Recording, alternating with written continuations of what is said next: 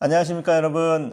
오늘은 율법 두 번째 시간을 갖도록 하겠습니다. 지난주에 우리 십계명에 대해서 공부를 했고, 오늘은 두 번째 시간인데 언약법전, 전반부에는 우리 언약법전에 대해서 공부를 하고 잠시 쉬었다가 후반부에는 성결법전에 대해서 공부를 하도록 하겠습니다.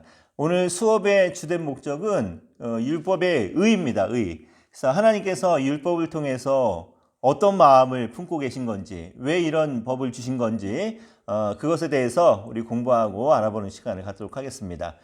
바로 진도 들어가는데, 역시 제가 보내드린 강의안과 그리고 성경책 이렇게 한쪽에 이제 펴놓으시고 이제 수업 진행하도록 할게요. 요즘처럼 그 상식이 무너진 시대가 없는 것 같아요. 특히 법정에서 이제 판결을 내리는 걸 보면은 과연 저렇게 판단을 하고 판결을 내려도 되는가? 라고 싶을 정도로 이해가 안 되는 그런 이제 법정의 판결을 볼 때가 많이 있습니다. 근데 오늘 주신 이 하나님의 율법은 가만히 들여다보면은 굉장히 상식적이라는 것. 그래서 우리가 세상을 살아가면서 이 세상 속에서 정말 상식적으로 생각하고 상식적으로 행동하고 상식적으로 판단할 수 있도록 오늘 하나님의 율법이 이 시대의 현대법보다 정말 수천 년 전에 주신 법임에도 불구하고 너무도 상식적이고 너무도 납득할 만한 그런 법이다라는 거죠. 자, 오늘 본문 말씀 이제 바로 이제 보면은 지난주 우리 십계명에 대해서 잠깐만 생각해 볼게요. 자, 십계명이 이스라엘에게 주신 전체 율법 가운데서 가장 중요한 위치를 차지합니다. 자, 그 이유가 무엇인가 하면은 19장 출애굽기 19장부터 하나님의 뭐가 나타나죠? 하나님의 현현이 나타나죠. 자, 하나님이 이스라엘 백성들에게 짠하고 나타나셨습니다. 그리고 곧바로 주신 율법이 뭐냐면은 십계명이에요. 그러니까 십계명은 이스라엘 백성들에게 하나님께서 직접 선포하신 법입니다. 자, 십계명이 끝나고 나서는 그러면 어떻게 되느냐? 하나님께서 율법을 주시는데 모세를 통해서 주신다라는 거예요. 그래서 십계명이 굉장히 중요한 위치를 차지한 이유는 십계명은 하나님께서 직접 이스라엘 백성들 앞에 나타나셔서 하나님이 백성들에게 직접 주신 율법이기 때문에 그래서 굉장히 중요한 위치를 차지합니다.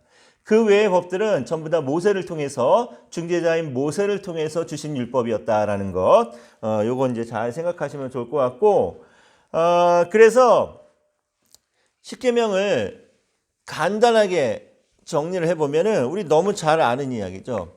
1계명부터 4계명까지는 뭐 하라는 거예요? 하나님을 사랑하라.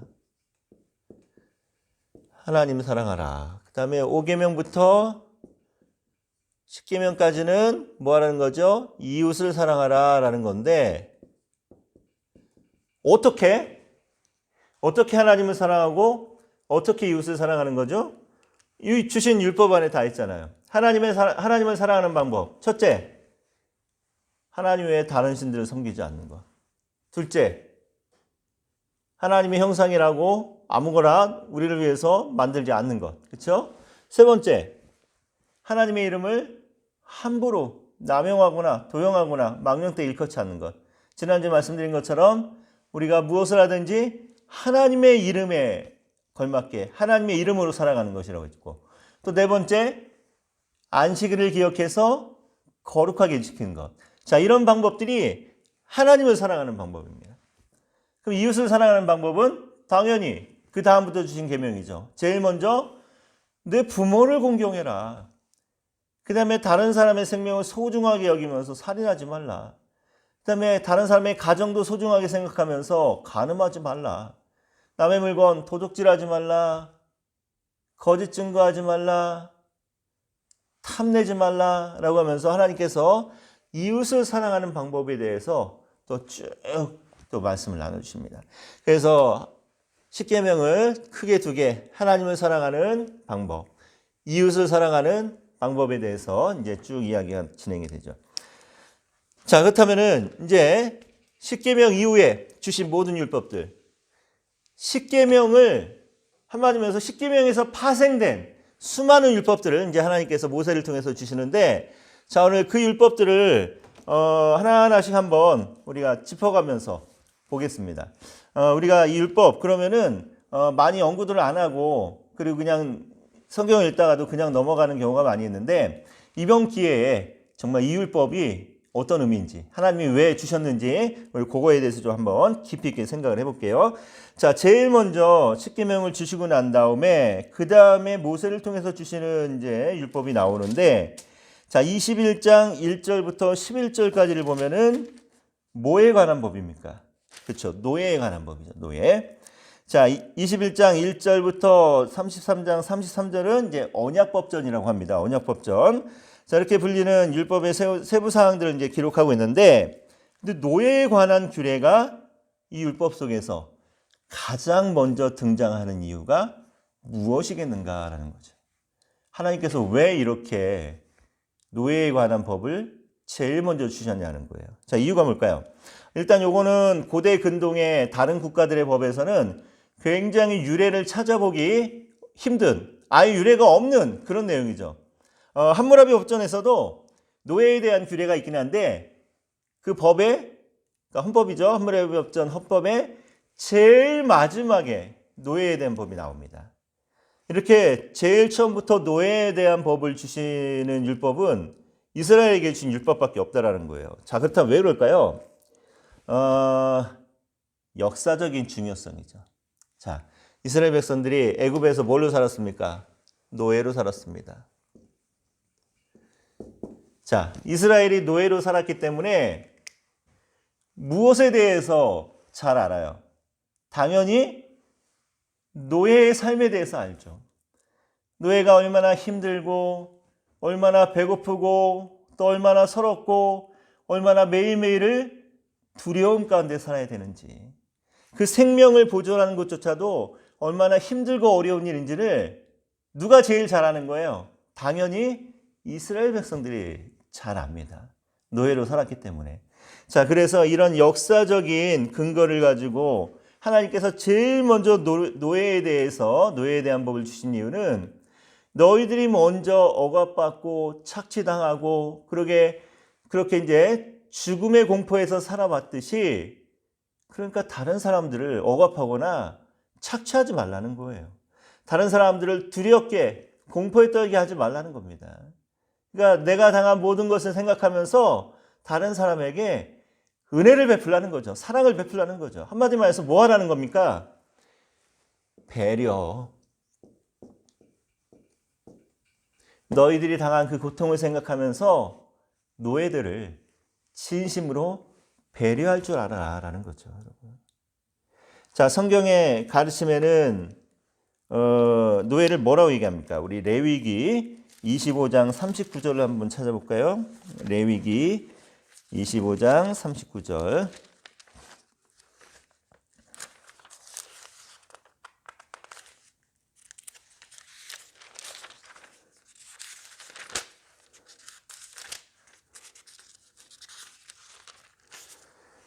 (25장 39절)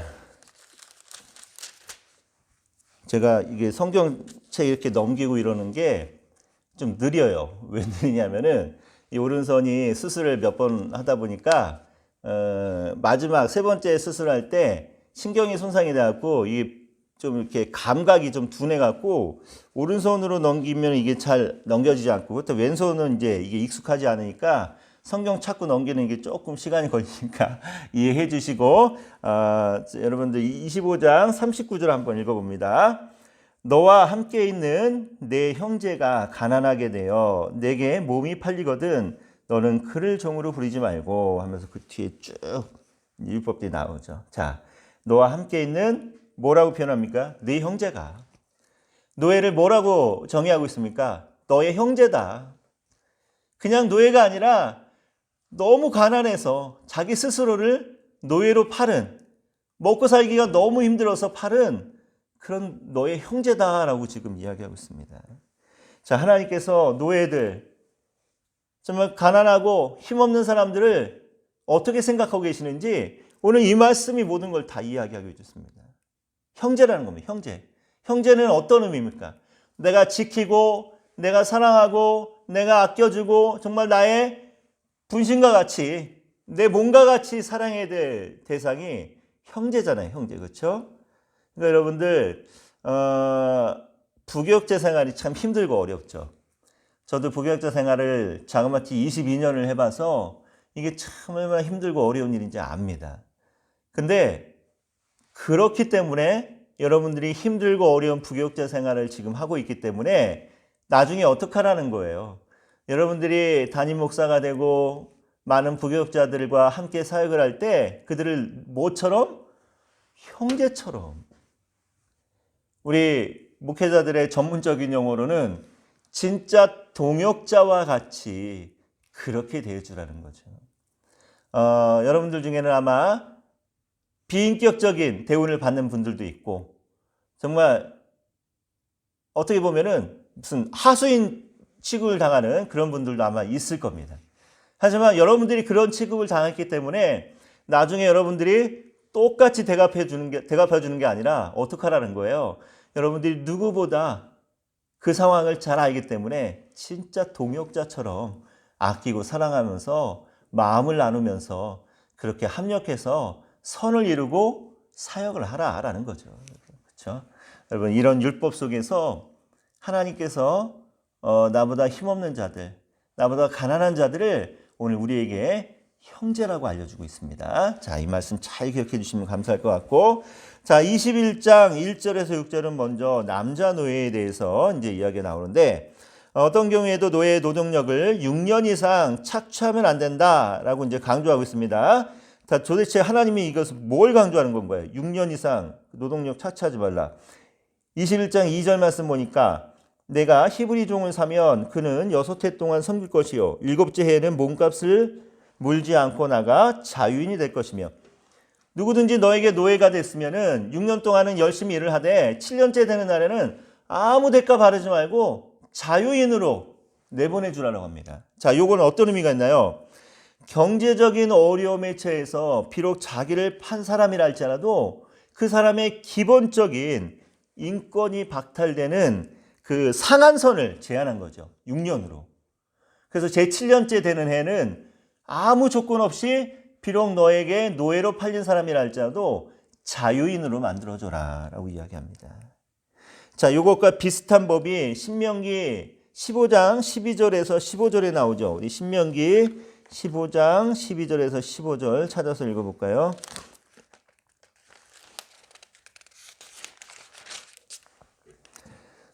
같이 읽습니다. 내 동족 히브리 남자나 히브리 여자가 내게 팔렸다 하자.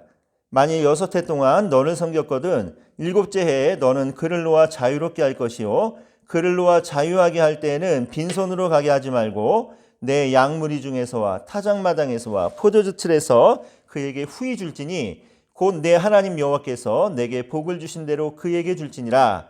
너는 애굽 땅에서 종되었던 것과 내 하나님 여호와께서 너를 속량하셨음을 기억하라. 그것으로 말미암아 내가 오늘 이같이 내게 명령하노라. 자, 신명기에서는요 한술 더 뜹니다. 하나님께 한술 더 뜬다 그래서 조금 죄송하지만 어쨌든 한 단계 더 나갑니다. 어떻게 나가냐면은 절대 빈손으로 내보내지 말라는 거예요. 자, 왜 그럴까요? 그러니까 일종의 우리로 치자면은 퇴직금을 후하게 주고 거기다가 전별금까지 후하게 줘서 부교육자 내보내라는 거죠. 그렇죠? 자, 왜 그래야 됩니까? 노예로 팔렸던 사람이 처음에 뭐 때문에 그런 거예요? 너무 돈이 없어서 너무 먹기 살기 힘들어서 자기 자신을 노예로 팔 정도로 가난했던 사람입니다. 근데 이런 사람이 6년 동안 열심히 주인의 일을 해봤자 먹고 살고 그리고 잠자고 이거를 해결한 거지 무슨 저축을 했겠어요? 뭘 했겠어요? 그렇죠? 그러니까 당연히 자유인으로 나갈 때 빈손으로 나가면은 한 푼도 받지 못하고 나가면 어떻게 되겠습니까? 이 사람이 먹고 살 길이 없는 거야. 결국은 자기 자신을 다시 노예로 팔 수밖에 없는 거예요. 그러니까 최소한 이 사람이 어느 정도 먹고 살 수 있는 여비와 함께 이 사람이 장사를 하든 아니면 뭐 어떤 새로운 직업을 갖든 뭘 할 때까지 이 사람이 먹고 살 수 있을 만한 그런 물질적인 그런 배려를 해주라는 거죠. 자, 세상 직장에서도 퇴직할 때 퇴직금 그 일하는 횟수만큼 정말 많이 줍니다. 근데 이걸 제일 안 하는 단체가 어디냐면은 교회예요, 교회. 제가 부교육대 생활 22년 해봤다고 그랬잖아요. 그렇죠? 참 정말 이거 정말 어떻게 말로 설명하기가 참 민망하고 부끄러울 정도로 정말 그 사역지를 옮길 때마다 힘들었습니다. 근데 여러분들이 나중에 담임 목회자가 됐을 때는 그렇게 하지 말라는 거예요. 열심히 교회를 위해서, 성도들을 위해서, 또 내 목회를 위해서 수고한 부교육자들을 내보낼 때 그들이 최소한 한 2달 정도, 3달 정도는 좀 먹고 살 수 있을 만한 그만한 정도의 좀 물질적인 그 후원과 또 배려를 아끼지 않는 것. 이게 바로 성경적인 겁니다. 성경적인 것. 교회에서 성경적인 일을 하지 않으면 되겠습니까, 여러분? 그러니까 여러분, 이런 율법들을 정말 마음에 잘 기억하고 간직하고 있다가 나중에 여러분들이 이렇게 하시면 돼요. 혹시 여러분들은 이렇게 못 받았다 할지라도, 대우를 못 받았다 할지라도 여러분들이 이렇게 베풀면은 말씀처럼 그 복이 여러분들에게 임할 수 있습니다. 그러니까 우리 이런 율법들을 잘 공부하면서 하나님께서 사람에 대해서 어떻게 생각하고 계시는지, 하나님께서 얼마나 상식적인 하나님인지. 그래서 우리가 하나님을 믿는 백성이라고 한다면은, 특히 하나님의 그 귀한 사역들을 감당하는 사역자로 간다면은 누구보다 상식적인 목회자가 되어야 된다라는 것을 저는 이런 율법들을 통해서 여러분들에게 좀 강조하고 싶습니다. 여러분, 상식에 벗어나지 않는 그런 목회자로, 정말 좋은 목회자로 성장하기 바랍니다. 계속하죠. 자, 그 다음에 21장 7절에서 11절은 여자 노예에 대한 규례인데, 남자 노예와 달리 여자 노예는 6년이 지나도 자유인이 되지 못하게 하셨는데 그 이유는 무엇인가요? 자, 7절 말씀 보니까 사람이 자기의 딸을 여종으로 팔았으면 그는 남종같이 나오지 못할 것이며, 자, 7년째가 돼도 절대로 자유인으로 풀어주지 말랍니다. 이거 뭐야, 이것도? 이거 성차별이에요? 아니죠. 자, 왜 그랬을까요, 하나님이 그러면은? 자, 지금 이 여종은 어떤 경우입니까? 그 여종의 아버지가 자기 딸을 여종으로 팔았어요. 근데 판 이유가 뭐냐면은 그 집에 며느리가 되게 하기 위해서 자기 딸을 종으로 팔았습니다. 그러고 나서 이 여종이 자기 집안에 이제 며느리가 돼야 되는데 7년째 된다고, 7년째 되어서 함부로 내보내지 말라는 겁니다. 자, 왜 내보내지 말아야 되느냐면은 이 당시 여자들에게는 경제권이 없었어요.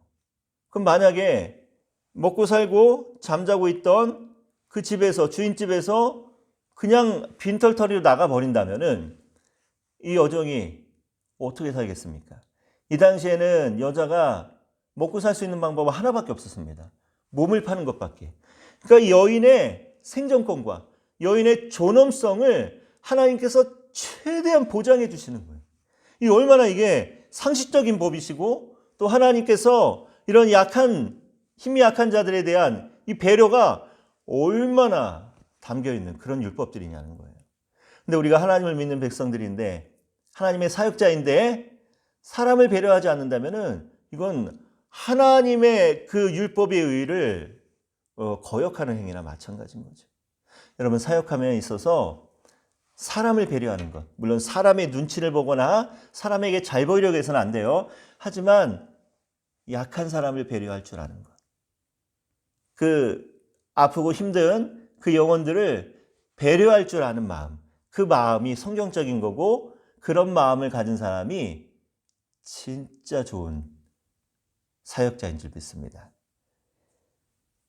자, 계속해서 여자 노예에 대해서 잠깐 얘기할게요. 9절 보니까 9절을 한번 또 읽어볼게요. 만일 그를 자기 아들에게 주기로 했으면 그를 딸같이 대우할 것이요. 다 나와요. 뭐 더 이상 설명이 필요 없습니다. 그렇죠? 그러고 나서 또 계속되는 말씀에 10절 말씀 보니까 만일 상전이 다른 여자에게 장가들지라도 그 여자의 음식과 의복과 동침하는 것은 끊지 말 것이요. 이 여인과 결혼하려고 했던 사람이 마음이 변했어요. 그래서 다른 여자하고 결혼을 해버렸어요. 그렇다 할지라도 이 여인에 대해서 최대한의 존엄성을 존중해 주라는 겁니다. 뭘로 존중해 줘야 돼요?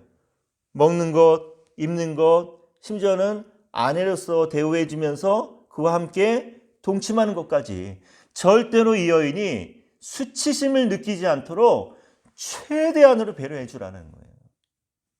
자, 이스라엘 노예법은 한마디로 뭡니까? 노예의 인권과 그리고 또 그 노예를 존중한 또 권리, 이런 모든 것을 지켜주는 것에 이제 초점이 맞춰 있습니다. 당시 사회에서는 다른 국가의 사회에 비교해 봤을 때 굉장히 파격적인 법이었다는 거예요. 하나님이 이렇게 파격적인 분입니다. 우리의 상상을 뛰어넘는 상식적이면서도 그 시대를 정말 앞서가는 하나님이었다는 것. 자, 그 다음 법을 계속 봅니다. 21장 12절에서 17절은 뭐에 관한 법인가요? 사형에 해당하는 법이에요. 사형에 해당하는 법. 자, 12절부터 14절은 사람을 막 고의로 죽인 살인자죠. 그렇죠? 어떻게 해야 됩니까? 이런 사람은 사람을 쳐 죽인 자는 반드시 죽일 것이나 하면서 이제 쭉 얘기가 나오고 죽일 것인데 고의적으로 한 것이 아니면은 그 도피성 제도도 마련해 줬고, 근데 만약에 고의적으로 죽인 것이라 한다면은 어떻게 하래요? 14절 보니까 내 제단에서라도 잡아내려 죽일지니라. 여호와의 제단에서라도 고의로 살인한 자는 당장 끌어내서 어떻게 하라? 죽여버려라. 사형해버려라 합니다. 근데 요즘 그 법정에서 그 판결 내리는 거 보면은 너무 어처구니가 없어요.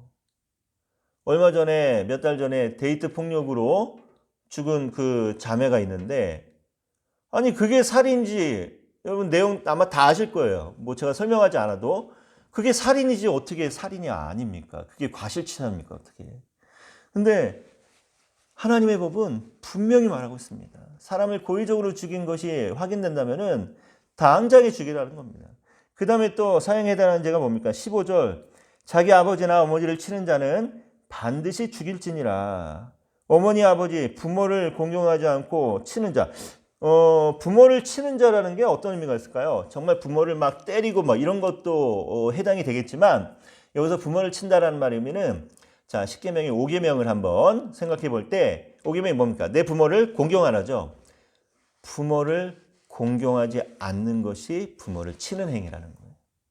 그러니까 부모가 늙어서 경제적인 능력이 없을 때 경제적으로 부모를 봉양하지 않는 것도 부모를 치는 겁니다. 부모를 중하게 여겨야 되는데, 공경하다 의미. 근데 부모의 말씀을 소홀히 여기고 순종하지 않는 것도 부모를 치는 겁니다. 그러니까 부모를 공경하지 않는 모든 행동이 다 부모를 치는 행위라는 거예요. 반드시 죽일지라. 자, 그런데 15절에 해당하는 이 죄는요, 이 당시 이스라엘 사회에서 거의 집행이 되지 않았습니다. 왜 그랬을까요, 여러분? 이스라엘의 모든 사람들이 다 정말 어디 내놔도 부끄러울 것 없는 그런 효자와 효녀들만 있어서 그랬을까요? 그렇지 않습니다. 그 이유는 뭐냐면요, 아무리 패역한 자식이라 할지라도 그 자식이 돌에 맞아 죽어야 되는데, 이것을 다른 곳에 다른 사람들한테 신고하고 이 사실을 알릴 부모가 없었다라는 거죠. 이게 부모의 마음입니다, 여러분. 부모의 마음인 거예요, 이게. 오늘 우리가 자기 자식을, 그 어린아이를 학대해서 죽이는 그 부모들을 볼 때 도대체 그 사람들의 정신세계는 어떤 정신세계인지 정말 이해가 가지 않습니다. 부모는 자기를 찔러 죽이는 자식이라 할지라도 그 자식의 죄를 덮어주는 게 부모인데, 오늘 우리가 다시 한번 부모의 마음을 한번 생각해 봐야 될 것 같습니다. 여러분 중에 혹시 자녀를 두신 분들은 이제 부모의 마음을 잘 아실 것 같아요.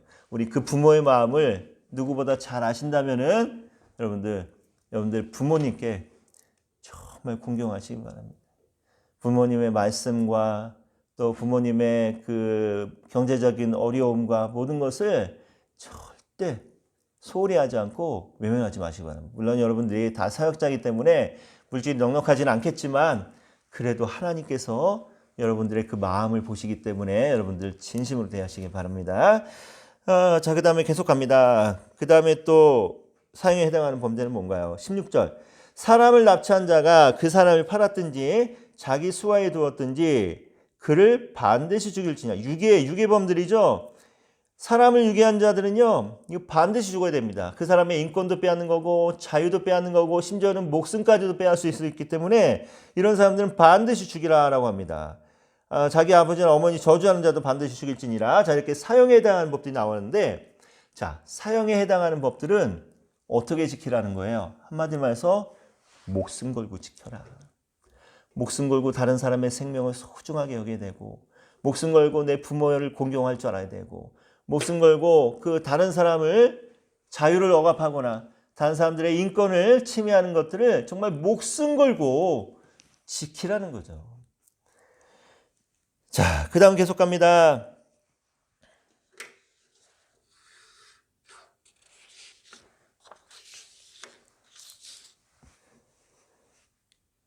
신체적 피해에 관한 율법 21장 이제 18절에서 27절까지 이제 말씀인데, 먼저 21장 20절 21절 노예의 학대에 대한 율법은 주인의 폭력으로부터 노예를 보호하기 위한 율법인데, 노예의 인권을 보호하기 위한 것으로 다른 법전에선 찾아볼 수 없는 독특한 것이다. 이것은 무엇을 위한 것인가요? 자, 무엇을 위한 것이라기보다는 뭘 상징하는 것인가? 이게 맞는 표현이겠네. 여러분들한테는 제가 수정해서 보내도록 할게요. 자, 노예들의 인권을 위한 법은 오직 이스라엘에게 주신 율법에만 있는 조항들이었죠. 자, 그렇다면은 이러한 율법들이 이스라엘이 어떻다라는 거예요? 사회적, 인권적인 차원에서 다른 주변 국가들, 다른 나라 사람들하고는 근본적으로, 질적으로 다른 사회라는 거죠. 또 그걸 목표로 하고 있는 겁니다. 하나님의 백성들은 한마디로 해서 세상 사람들과는 다른 가치관으로 살아야 된다. 그래서 다른 가치관으로 사람의 생명과 사람의 존엄성을 지켜주고 보존해주고 살아야 되는 사람들이 바로 이스라엘 백성들, 하나님의 백성이다라는 것을 지금 이야기하고 있습니다. 이런 다른 가치관. 이 다른 가치관의 근거는 뭐예요? 우리 창조 공부하면서 지금 모기가 한 마리 날아들어갖고 이제 쫓아서 미안해요. 액션이 컸어요. 다른 사람을 이렇게 다른 가치관으로 대해야 된다는 건 어떤 거예요? 창조 공부하면서 배웠듯이 하나님의 형상으로 만들어진 사람이기 때문에 나나 너나 모든 사람들이 정말 하나님의 존귀한 형상으로 지음받은 사람이기 때문에 우리는 서로를 대할 때 정말 다른 가치관으로 정말 귀하게 그 사람을 대해야 될 줄 믿습니다. 자, 그 다음에 나오는 율법이 뭡니까? 21장 28절에서 32절을 보면은 사람을 해치는 짐승에 대한 율법이 나오네요.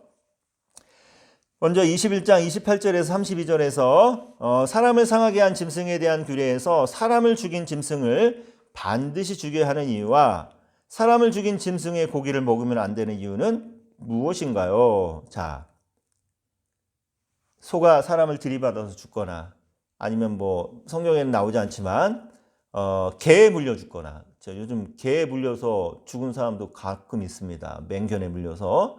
그리고 또 뭐 이 당시에는 뭐 이스라엘 산이 없었지. 여기서는 광야니까 뭐 악한 짐승, 사막에 사는 악한 짐승이나 뭐 이렇게 숲이나 이런 데서 뭐 사자나 뭐 이런 것들 만나갖고 죽음을 당하는 경우가 있겠죠. 자, 이렇게 짐승이 사람을 죽이는 경우에는 반드시 사람을 죽인 짐승은 죽여야 됐어요. 그 이유는 뭐냐면은 창조 섭리에 어긋나는 일이기 때문이었습니다. 여러분, 창조의 질서는 뭡니까? 모든 짐승, 하나님이 사람에게 무엇을 주셨어요? 음식으로 주셨죠. 그리고 또 모든 짐승은 아담이 짐승들에게 이름을 지어주면서 사람의 권위를 짐승들 위에 두셨잖아요. 그렇죠?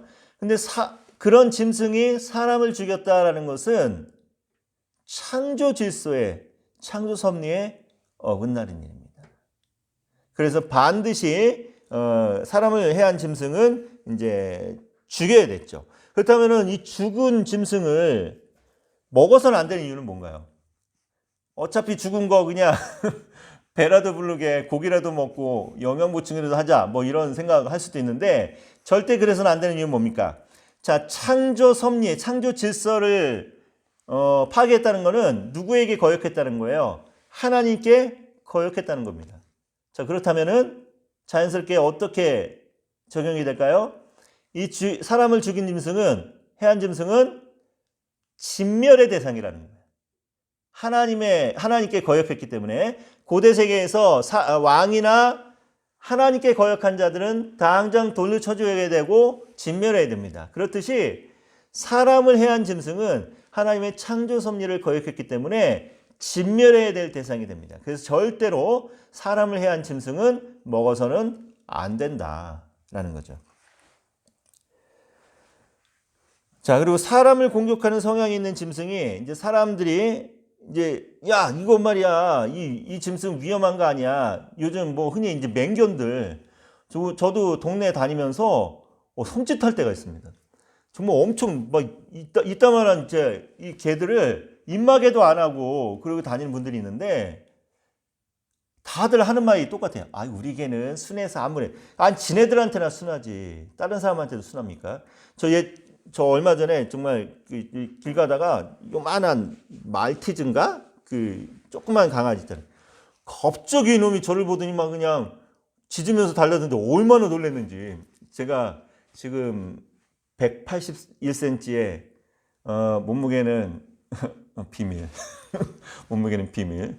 몸무게가 엄청 많아갖고 지금 2달 좀 넘게 계속해서 다이어트 하고 있어요. 여러분 이 강의 시작할 때부터 지금 다이어트 시작해갖고 지금 놀라지 마세요. 14kg 뺐어요. 14kg. 그래서 여러분 첫 번째 강의의 영상의 얼굴하고 지금 영상 이제 얼굴하고 보면은 좀 많이 다를 겁니다. 그리고 작년 영상 혹시 이렇게 보시면은 더 다릅니다. 조금 많이 뺐어요. 그래서 더 빼려고 하는, 지금 뭔 얘기하다가 지금 다이어트 얘기가 나왔지? 개 얘기하다가 갑자기 개 얘기하다가 왜 다이어트가 나냐? 아무튼 이 개들이, 이따만한 개들이, 내가 등치 얘기하다 그랬구나. 이 등치에도 그 조그만 강아지가 그러는데도 막 깜짝 놀랐다고. 여러분 얼마나 깜짝 놀랐는지 몰라요. 근데 이따만한 개가 만약에 어린아이한테 달려들었다고 생각하면 이거 얼마나 끔찍한 일입니까? 근데 사람들이 경고했을 거라고요.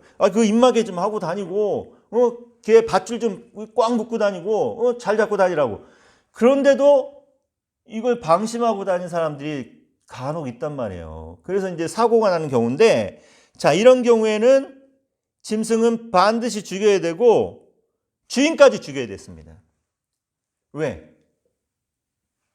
분명히 사람들이 경고를 했는데도 그 경고를 소홀히 하고 무시해서 이런 사건이 일어났기 때문에. 근데 만약에 이런 경우에 피해자들이 처벌을 원치 않는다면은 보상을 하고 이제 그 주인은 생명을 보존하는 그런 방법도 있긴 있었습니다.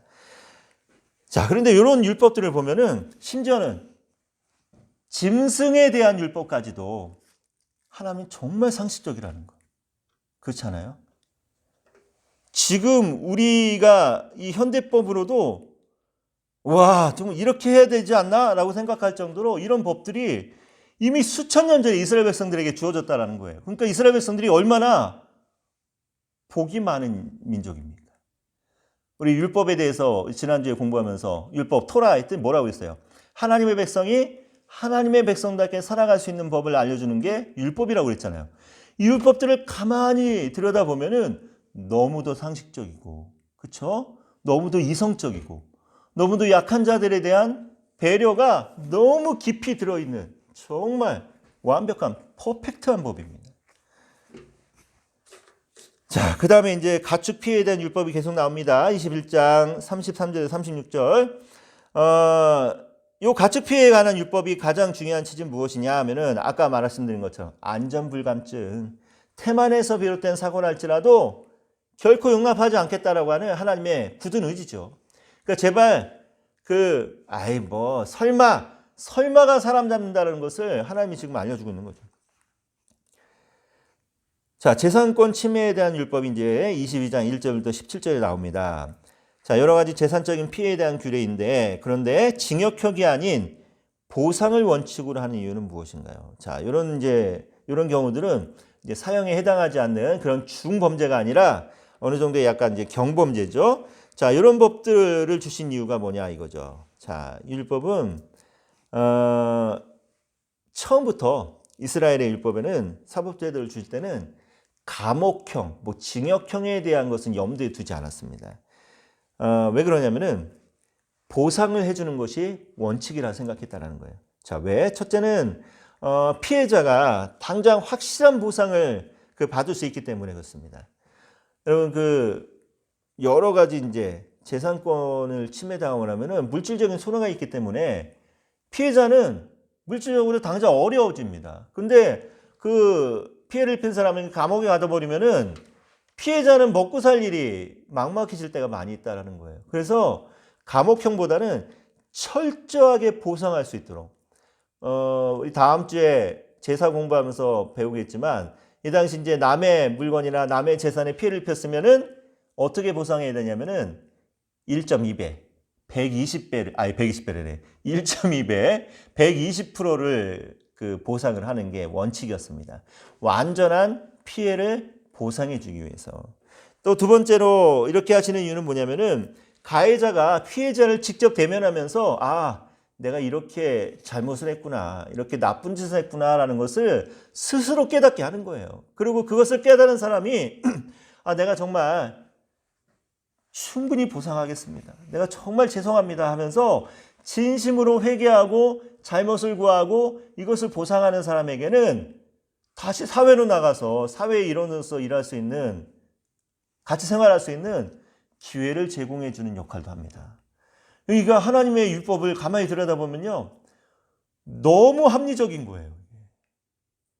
자, 세 번째 또 어떤 이유가 있냐면은 이거 다 얘기했네 한 번에. 그렇죠? 자, 그리고 세 번째가 그거예요. 자신의 잘못 인정하고 반성하는 가해자라면 다시 한번 기회를 줘야 된다는 것. 또 네 번째는 뭐냐면은 감옥을 유지하는 비용을 왜 국가가 이거를 감당하느냐는 거죠. 이거 굉장히 현실적이지 않습니까, 여러분?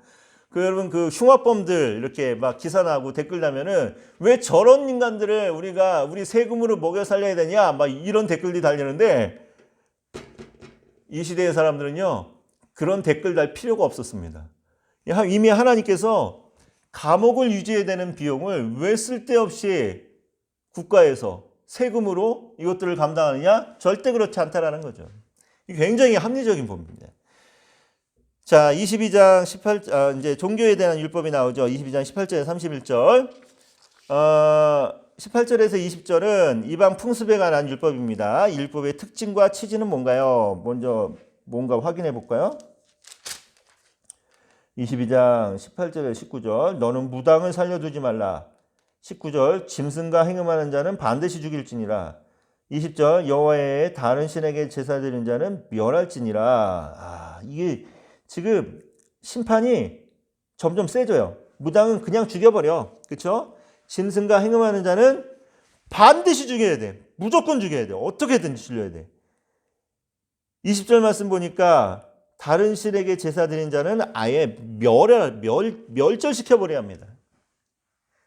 흔적도 남기지 말랍니다. 굉장히 강도가 세지는 거죠. 자, 이걸 통해서 말씀하시는 것은 뭡니까?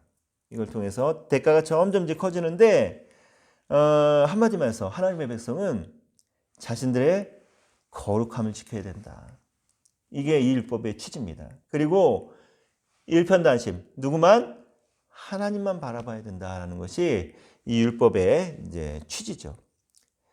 자, 22장 21절에서 27절은 힘없고 연약한 자들을 배려하라는 율법입니다. 여기서 강조하는 것은 무엇인가요? 자, 22장 21절에서 27절 보면 어떤 사람들이 나오나요? 이방 나그네, 과부, 고아. 자, 이런 사람들. 나그네, 고아, 과부, 의지할 것 없고, 그쵸? 누군가의 도움 없이는 도저히 살아갈 방법이 없는 사람들. 이 사람들을 배려하라는 건데 왜 그래야 됩니까? 역시 이스라엘 백성들도 나그네의 인생을 살아봤기 때문에, 누구보다 나그네의 인생이 얼마나 서러운지 알기 때문에, 그래서 그들 중에 고아는 이 궁핍한 나그네를 절대로 멸시해서는 안 된다는 겁니다. 주의 은혜로 구원받았으니 이 은혜를 어떻게 거저 베풀라는 거죠. 또 가장 천대받고 의지할 것 없는 고아, 과부, 이 괴롭히는 자들에게는 어떤 벌을 주신대요? 그들을 고아와 과부로 만들어버리겠다.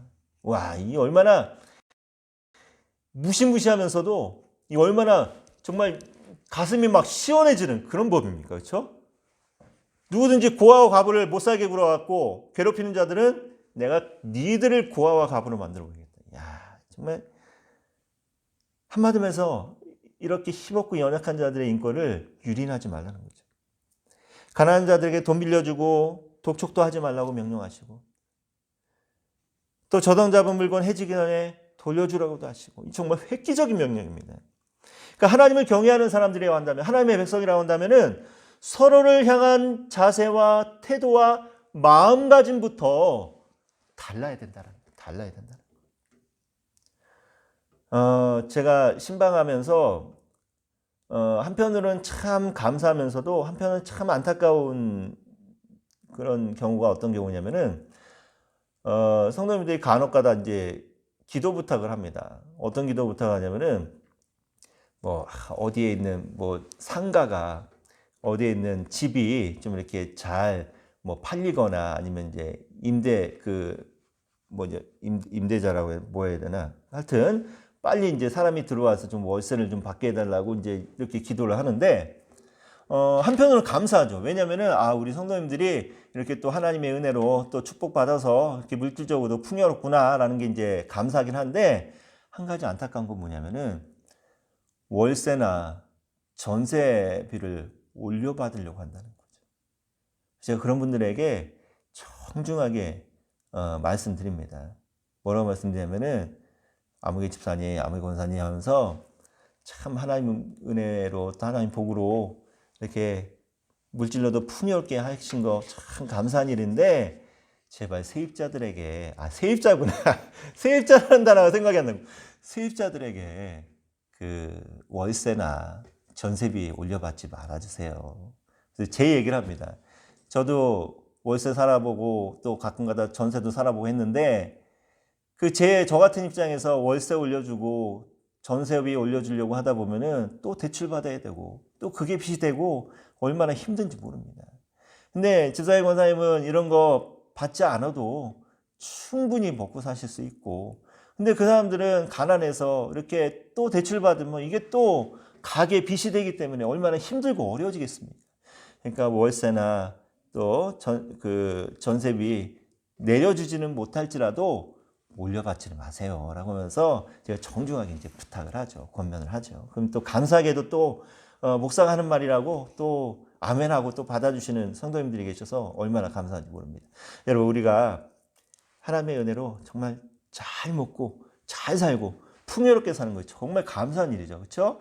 근데 그렇게 감사한 것을 누구에게 갚아야 됩니까? 물론 하나님께도 감사해야 되지만 정말 가난한 사람들에게 정말 나는 전세비, 월세비 올려받지 않아도 충분히 먹고 살 수 있다고 한다면은 그 힘든 전세자들, 세입자들에게 그렇게 올려받지 않는 게 이게 또 하나님의 사랑을 또 가난한 이웃을 또 배려할 줄 아는 아주 작은 마음인지 믿습니다.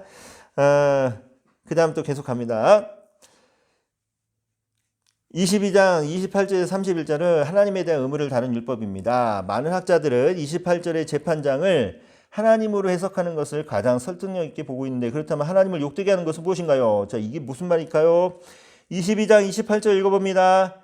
너는 재판장을 모독하지 말며 백성의 지도자를 저주하지 말지니라. 자, 이 재판장을 하나님으로 해석한다는 거죠. 그럼 너는 하나님을 모독하지 말며 백성의 지도자를 저주하지 말지냐. 자, 이게 무슨 뜻이냐면은 그 앞에 21절부터 27절과 이제 관련되는 말씀이에요.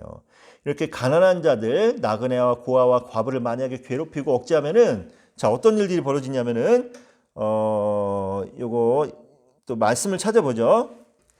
이사야 8장 21절.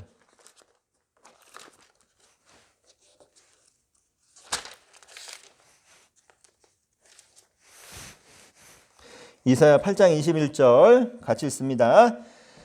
이 땅으로 헤매며 공고하며 굶주릴 것이라. 그가 굶주릴 때 격분하여 자기의 왕과 자기의 하나님을 저주할 것이며 위를 쳐다보거나 뭐 점점점. 자, 이게 무슨 말입니까?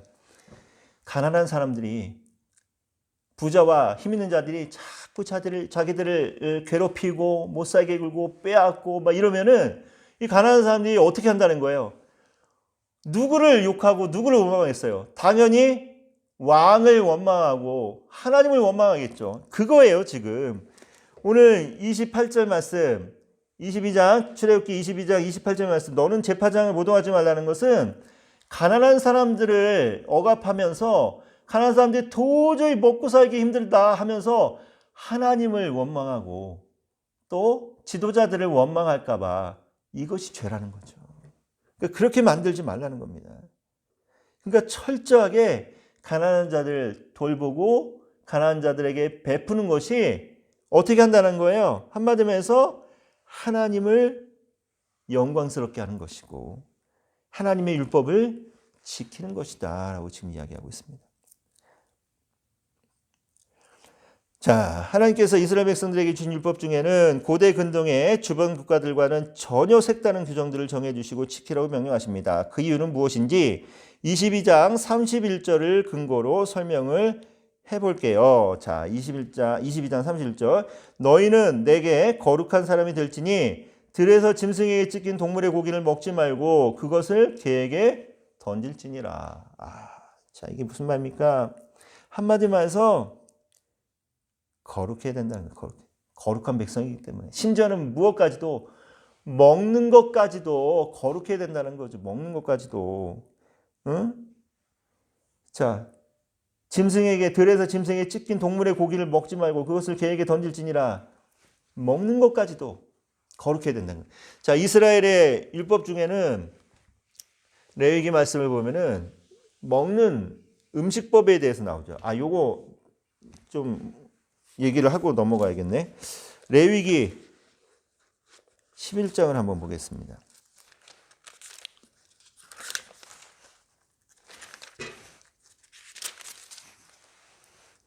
레위기 11장 보면은 어떤 내용이에요? 정한 짐승, 부정한 짐승. 그렇죠? 음식법입니다. 이거 먹을 수 있는 음식과 먹을 수 없는 음식. 뭐 소는 먹어도 되고 돼지는 먹으면 안 되고. 왜? 몰라요, 이유는. 뭐 여기에 대해 여러 가지 학설이 있는데 정확한 건 솔직히 모릅니다. 근데 확실한 거는 하나님이 명령했기 때문에 이스라엘 백성들은 하나님의 백성이라 한다면은 하나님이 명령하셨기 때문에 먹어야 되고 먹지 말아야 된다는 거. 먹는 것까지. 자, 그리고 나서 12장을 보면은 아이를 낳은 여인에 대한 규례가 나와요. 임산부, 출산한 여인이 부정하대요. 아니, 생명을 창조하는 것이 이것처럼 귀한 일이 어디 있는데, 그렇죠? 율법에는 아이를 낳은 여자는 부정하다고 합니다. 그래서 남자아이를 낳은 여인보다 여자아이를 낳은 여인이 더 부정하대. 그래서 정결하게 되는 기간이 2배가 됩니다. 자, 이거는 왜 그러냐면은 그 여인의 뭘 얘기하는 거예요? 여인의 그 건강을 위해서. 출산을 하고 나면은 여러 가지로 면역력이 약해집니다. 근데 이런 여인들이 예를 들어서 성전에 올라가서 뭐 예배를 드리는 사람 많은 곳에가 절대 안 된다는 거죠. 왜? 감염을 막기 위해서. 그렇다면 여자아이를 낳은 여인은 왜 2배로 부정하느냐? 여인은 생리의 기간이 있어요. 그렇죠? 생리하는 기간도 면역력이 떨어지는 기간이기 때문에 철저하게 건강을 보호해 줍니다. 근데 여자아이를 낳은 경우에는 이 여자아이가 자라나서 커서 또 생리를 하는 그런 여인이 되기 때문에 정결하게 되는 그 기간을 2배로 이제 하나님께서 규정해 놓으신 거죠. 자, 그러고 나서 13장에 보면은 피부에 나병 같은 것이 생기는 거. 그리고 나서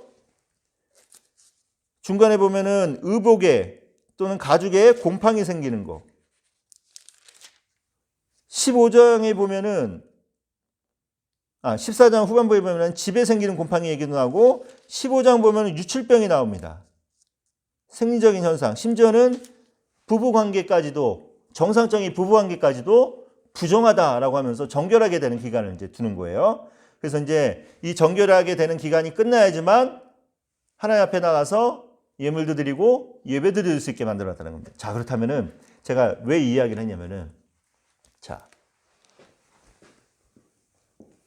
거룩과 관련됩니다. 음식, 그 다음에 출산,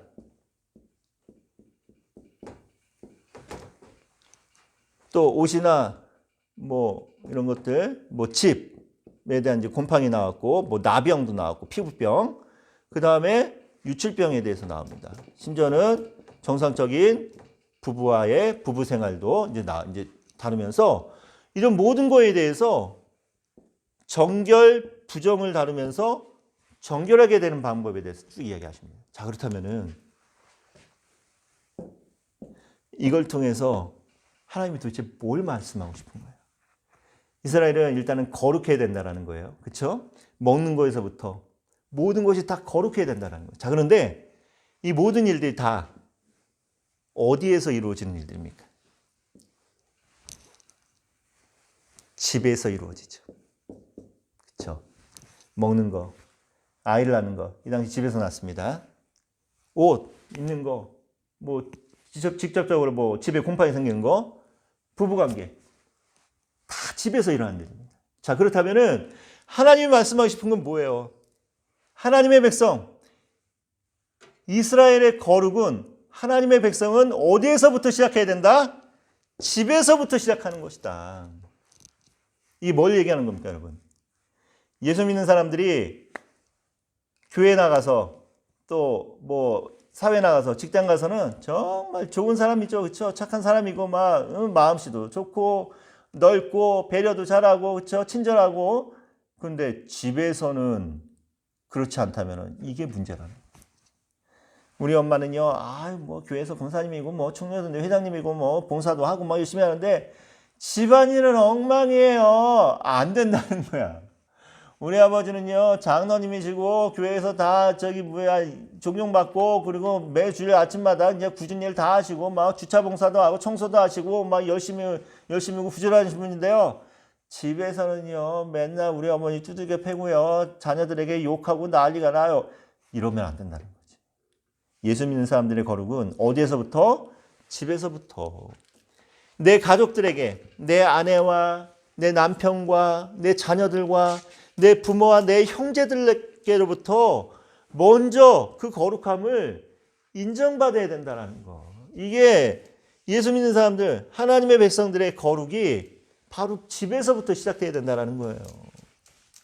자, 하나님의 율법이 이런 의미를 갖고 있습니다. 이렇게 거룩에 대해서 하나님이 말씀하실 때는 언제나 이런 율법들을 총괄해서 생각해 볼 때 우리의 거룩은 집에서부터 시작해야 된다는 거. 자, 그 다음 문제 또 계속 가봅니다. 법정에 대한 율법이 나오죠. 23장 1절부터 9절은 이스라엘 백성들은 5가지 금지사항을 지킴으로 법정의 순수성을 이제 유지해야 하는데, 자, 여러 가지 나옵니다. 거짓된 풍설 퍼뜨리지 말라, 소문이나 근거 없는 말 하는 거, 이거 금지된 거죠. 그렇죠? 증거로 채택할 수 없다는 거예요. 두 번째 어떤 말이 나옵니까? 악인과 연합하여 위증하는 증인이 되지 말라. 한마디로 해서 공모를 해갖고 피해자가 가해자가 되게 하는 이런 어처구니 없는 일 하지 말라는 거. 진실 왜곡하지 말라는 겁니다. 자, 또 세 번째로 뭐가 나옵니까? 다수를 따라 악을 행하지 말며 송사에 따라 부당한 증언을 하지 말라. 네 번째로는 가난한 자의 송사라고 해서 편벽대에 두둔하지 말라. 이거 세 번째, 네 번째 규정은 뭐예요? 다수가 잘못했을 때 먼저 세 번째는 하나님의 백성이 어떤 자세를 취해야 되는 거죠. 취해야 되느냐. 그렇죠? 다수가 잘못을 저지르거나 진실을 굳게 할 때 그들과 아예 관계를 끊어버리는, 거리를 두라는 겁니다. 이게 굉장히 힘들고 어려운 일이 있죠. 그렇죠? 다수가 힘을 합쳐갖고 옳지 못한 일을 행한단 말이에요. 나에게도 강요를 한단 말이에요. 근데 이런 사람들과 멀리하는 것이 이게 쉽지 않습니다. 하지만 하나님의 백성으로 살아가는 길이라고 한다면은 그 길을 택하는 것이 먼저라는 거죠. 그리고 또 가난한 자의 송사라고 해서 편벽대에 두둔하지 말라. 이게 뭡니까? 가난하다고 해서 힘없다고 해서 그를 무조건 편들어서는 안 된다는 거예요. 모든 법은 모든 사람 앞에 공평해야 된다라는 것이 이 하나님의 율법의 정말 핵심 중에 핵심입니다. 똑같이 기회를 주고 똑같이 법으로 판단하라는 겁니다.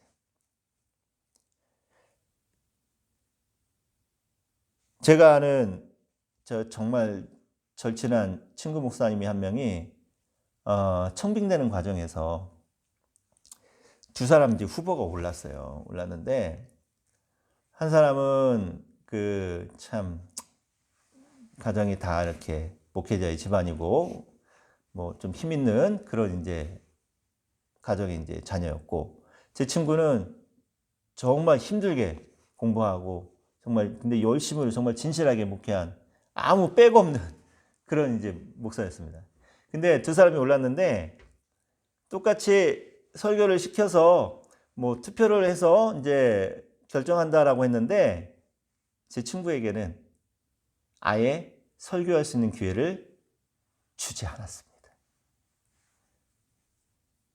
제가 그걸 보면서 얼마나 마음이 아프든지, 또 제 친구 목사가 그 일을 당하고 나서 얼마나 낙심하는지, 거기에서 되지 않아서가 낙심한 게 아니라 이 친구가 너무 억울한 거예요.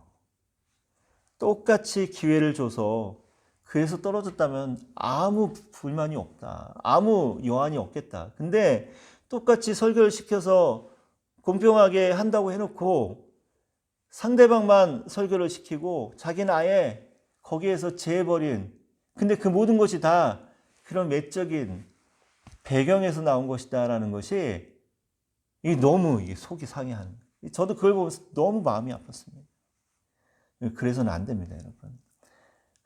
진짜 정말 우리가 바꿔나가야 될 것들이 얼마나 많이 있는지 모르겠어요.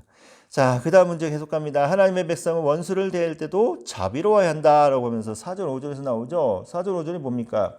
내가 만일 내 원수의 길 잃은 소나 나귀를 보거든 반드시 그 사람에게로 돌릴지며, 내가 만일 너를 미워하는 자의 나귀가 짐을 싣고 엎드러짐을 보거든 그것을 버려두지 말고 그것을 놓아 그 짐을 부릴지니라.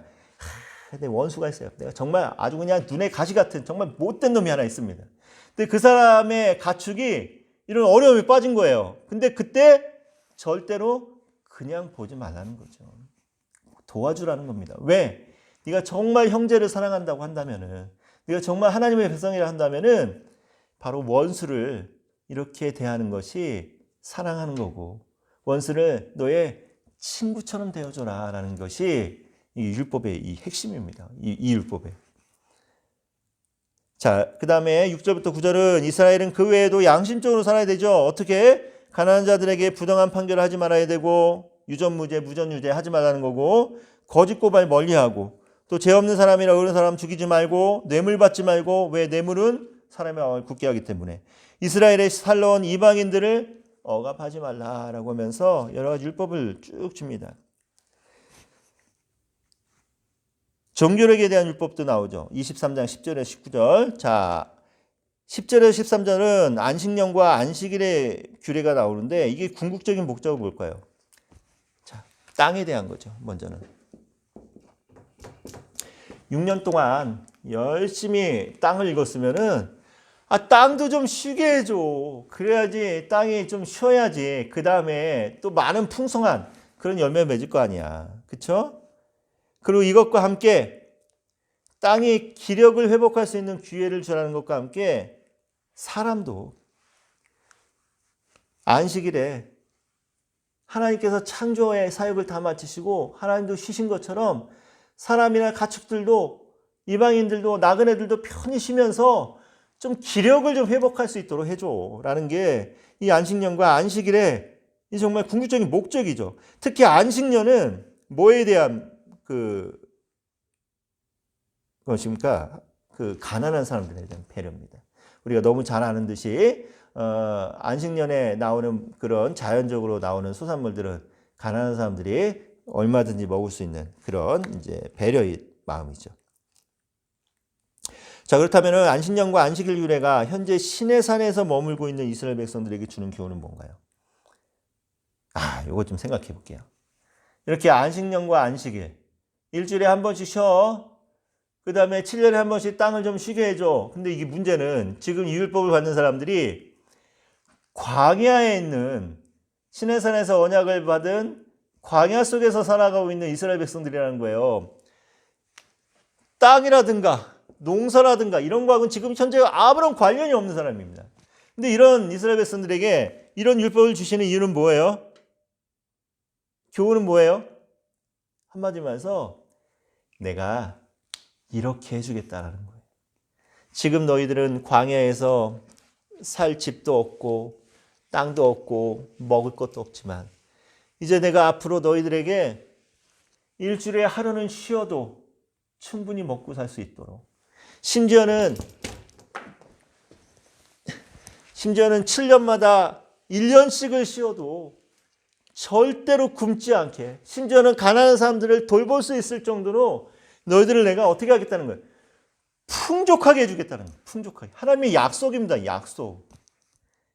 지금 광야에서 막 고생하고 있는 이스라엘 백성들에게 이런 율법을 통해서 주시는 말씀은 내가 앞으로 이렇게 해줄 거야. 그러니까 걱정하지 말라는 거죠. 자, 그런데 문제는 이 모든 것이 어떻게 할 때 이루어진다는 거예요.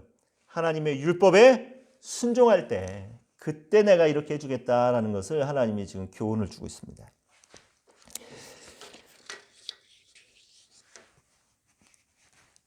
자, 23장 14절 19절에서 소개되는 세 개의 절기, 무교절, 맥추절, 수장절, 이런 세 개의 절기가 말하는 신학적 의미는 뭔가요? 이게 이제 농사철이나 농법에 이제 국한된 것이 아니라 이제 농경사회를 바탕으로 한 국가로 이제 출범하게 된 이스라엘이 하나님의 주권과 축복을 인정하고 감사하고 기념하는 그런 계기를 제공하는 시간들이죠. 그러니까 하나님께 철저하게 감사하는 겁니다. 여기서 언급된 세 개의 절기가 뭡니까? 하나님의 은혜에 감사하는 그 마음에서 비롯된 그런 절기들이죠. 자, 이제 얼마 안 있으면 이제 추수감사주일인데 우리가 지난 한 해를 또 얼마나 감사할 수 있는가. 우리의 마음속에 우리 지난 한 해를 되돌아보면서 하나님의 그 은혜를 한번 다시 쭉 되돌아보면서 여러분 정말 감사에 인색하지 마시기 바랍니다. 자, 약속과 추가적인 지시에 대한 율법이 이제 그 다음에 쭉 나옵니다. 23장 20절에서 33절 이렇게 쭉 세 가지 이제 나오죠. 세 가지 사자, 위험, 이제 왕벌에 대해서 나오는데 이건 제가 그냥 강의 안에 설명해드리고 이제 넘어갑니다. 자, 그래서 한마디로 해서 이 언약 법전, 이 율법을 주신 이유는 뭐예요? 조상들에게 하신 땅에 대한 약속, 또 땅에 대한 축복이 다시 한번 율법을 통해서 계속해서 강조됩니다.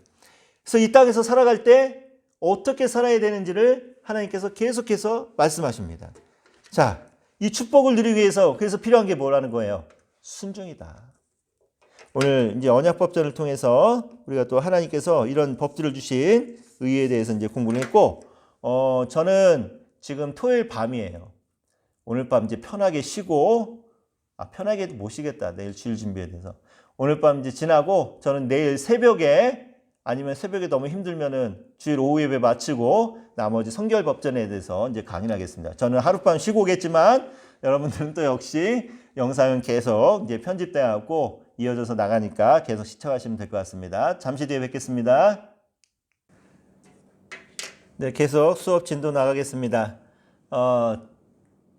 주일 예배 잘 들으셨죠? 저는 어제 이제 전반부 영상 토요일 날 저녁에 촬영하고 주일 예배 끝나고 지금 주일 오후 늦게 지금 이 영상을 다시 이제 녹화하고 있습니다. 사역자들로서 참 주일 사역 정말 힘들고 피곤하지만 여러분들 힘내시고 이런 사역들이 쌓이고 쌓여서 여러분들이 더 하나님 앞에 귀하게 쓰임받는 그런 귀한 일꾼들이 되리라 믿습니다. 오늘도 수고 많으셨고 나머지 우리 성결법전에 대해서 더 계속해서 이제 강의를 하도록 하겠습니다. 성결법전 레위기 17장부터 이제 26장을 이제 성결법전이라고 하는데 클러스터만이라고 하는 사람이 1877년에 요 17장부터 26장을 법전이다라고 이렇게 명령을 했어요. 그래서 그 이후부터는 많은 학자들이 그 의견에 동의해서 이제 레위기 17장부터 26장까지를 성결법전으로 이제 이야기를 하고 있습니다. 자, 성결법전의 공통된 주제는 뭔가요? 레위기의 가장 중요한 주제, 거룩이죠. 성결, 거룩입니다. 거룩. 요 17장부터 26장까지는 굉장히 다양한 주제들이 나와요. 먼저 뭐 예배에 대한 거룩한 예배에 대해서 나오고, 또 식생활, 또 거룩한 성생활, 또 사회윤리, 또 가족관계, 뭐 제사장의 직분, 뭐 재물, 절기, 뭐 땅 소유, 언약, 굉장히 다양한 주제들이 나오는데, 이런 다양한 주제들을 그 성도들, 그러니까 이스라엘 백성들의 삶과 다양하게 이제 연관되어 있는 것들입니다. 이런 주제들이. 자, 그렇다면 이 주제들을 하나로 묶는 것이 무엇이냐? 바로 거룩이라는, 성결이라고 하는 주제로 이 모든 주제들을 하나로 묶을 수 있다라는 거죠. 자, 성결법전의 내용은 뭔가요? 강의 한번 보시면은 먼저 서문인 17장부터 시작해서 이제 말문, 끝내는 말인 26장 이제 끝내고 있는데, 자, 17장은 어떤 내용인가요?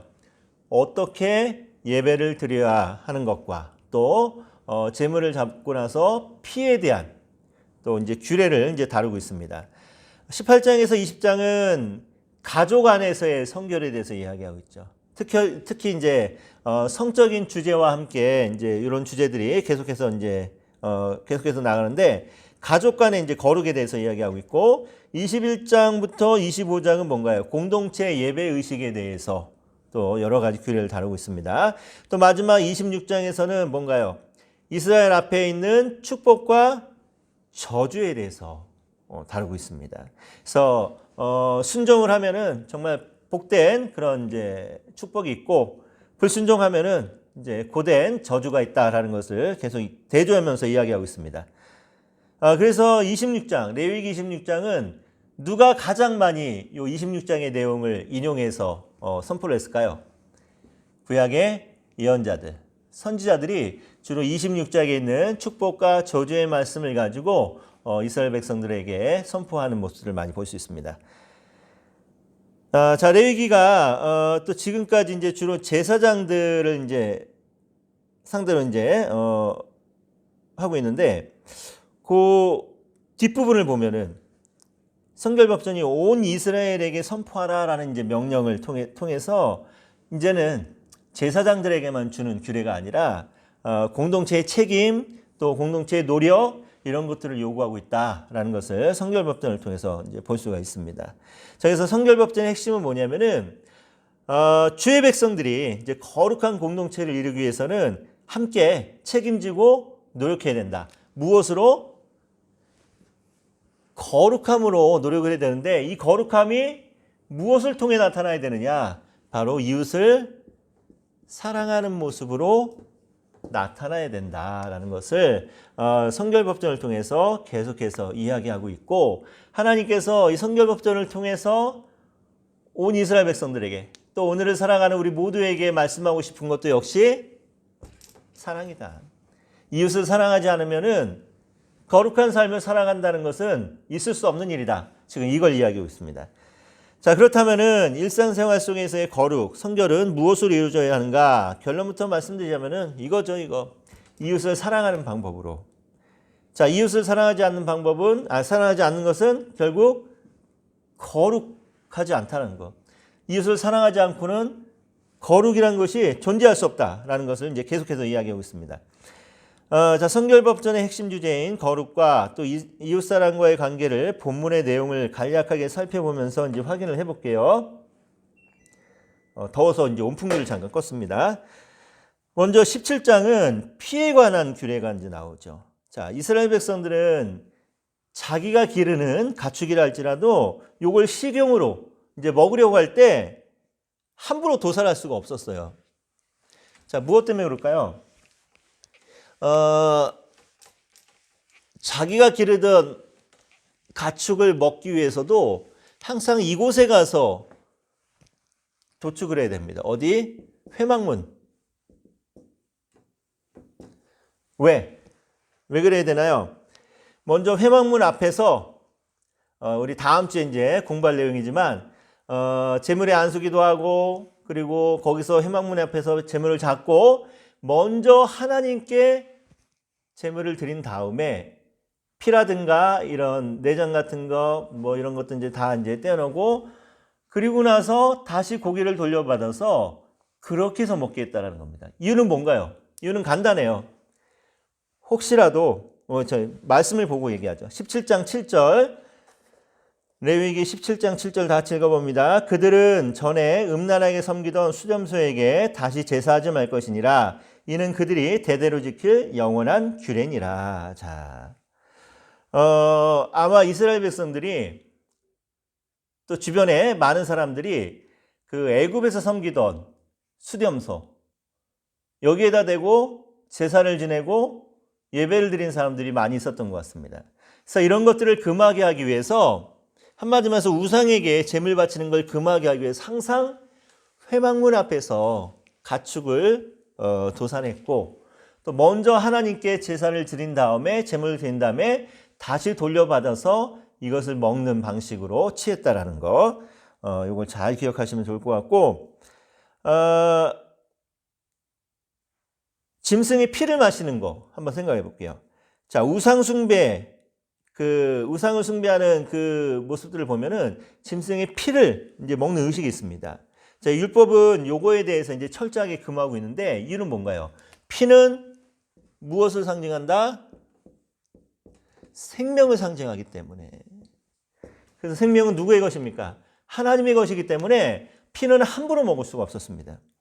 자, 피가 사람의 또 죄를 이제 사하는 그 역할을 하는데 그 이유는 뭡니까? 첫째는 피는 사람의 생명을 대신하는 거고 두 번째는 짐승의 피가 죄 지은 사람의 그 몸값을 지불하게 되고 세 번째는 짐승의 생명력이 죄 지은 사람을 정결하게 하고 죽음으로부터 보호하는 그런 역할을 하기 때문에 피는 절대 마실 수 없었습니다. 또 이 피와 생명의 소중함을 계속 이야기하는데, 이게 이제 피에 대한 이제 소중함이 인간에게만 국한되지 않고 지금 짐승에까지 이제 확대해서 적용되고 있죠. 자, 요 이유는 뭘까요? 한마디만 해서 모든 생명을 소중하게 여기는 것이 바로 이웃사랑을 실천하는 것이다. 여기에 대해서 계속해서 이야기하고 있습니다. 자, 또 18장에는 성적인 규례에 대해서 이제 나오죠. 자, 요 18장에는 이제 이방인들의 부정한 풍속을 따르지 말라라는 명이 자주 등장합니다. 예를 들면은 18장 3절 말씀 보면은 너희는 너희가 거주하던 애굽 땅의 풍속을 따르지 말고며 내가 너희를 인도할 가나안 땅의 풍속과 규례도 행하지 말고라고 하면서 이방 민족들의 풍속을 따르지 말라는 말들이 계속 이제 명령들이 이제 반복해서 이제 등장을 합니다. 자, 레위기 17장에서는 이스라엘이 이방인들과 구별되는 방법으로 뭐 하지 말라고 했어요? 피를 먹지 말라고 했어요. 그런데 18장에서는 특별히 이스라엘 백성들이 다른 민족과 구별되는 방법으로 뭐냐면은 거룩한 성생활, 성윤리에 대해서도 이야기하고 있습니다. 가나안이나 이집트에서 흔히 나타나는 근친상간, 또 혼의 성관계, 간음이죠. 동성애, 또 짐승과의 관계라는 수간, 뭐 이런 것들을 엄격하게 금하고 있다는 거예요. 이집트 신들 중에 이제 호루스라고 하는 신이 있는데, 호루스는 자기 어머니와 성관계를 하는 그런 신입니다. 그래서 아마도 이집트의 많은 사람들이 호루스를 섬기는 사람들은 이와 같은 일들을 하지 않았을까라고 이제 추정이 되고, 또 가나안 신 중에 바알은 이제 암소하고도 이제 성관계를 하고 짐승하고, 또 엘신은 이제 자기의 두 딸과 성관계를 맺는 모습들을 이제 그 신화에 이제 기록되어 있습니다. 그래서 아마 이 이방 신들을 섬기는 사람들이 자기가 섬기는 신들이 하는 그대로 그 성행위를 모방하지 않았겠는가라고 이제 많은 학자들이 이제 추정을 하고 있고 또 설득력이 있죠. 자, 그래서 이런 가치관 때문에 하나님은 철저하게 이방 민족의 풍습을 금하신 거고, 이스라엘의 순수함을 지키기 위해서 어떻게 하신 거예요? 모든 이방 민족들을 다 멸절하는, 진멸하는 그런 이제 심판을 내리고 계시죠. 자, 이 규례는 오늘날 말하자면은 한마디로 뭐예요? 세상 사람들의 그 가치관, 사고 이런 것들을 따르지 말라는 겁니다. 심지어는 세상에서 합법적으로 위법이 아닌 일이라 할지라도 하나님이 아니라고 하면 하지 말아야 된다는 거예요. 다시 말해서 많은 사람들이 다 괜찮다, 뭐 이렇게 해도 된다, 법으로도 괜찮다라고 한다라고 할지라도 하나님께서 기뻐하지 않는다면은 하지 않는 것. 이게 바로 올바른 신앙의 가치관입니다. 또 반대로 많은 사람들이 뭐하러 그렇게 하냐, 그렇게 할 필요 없다, 그렇게 하지 않아도 된다 할지라도 하나님이 그걸 원하신다면은 할 수 있는 것. 이게 바로 신앙의 올바른 가치관이라는 것.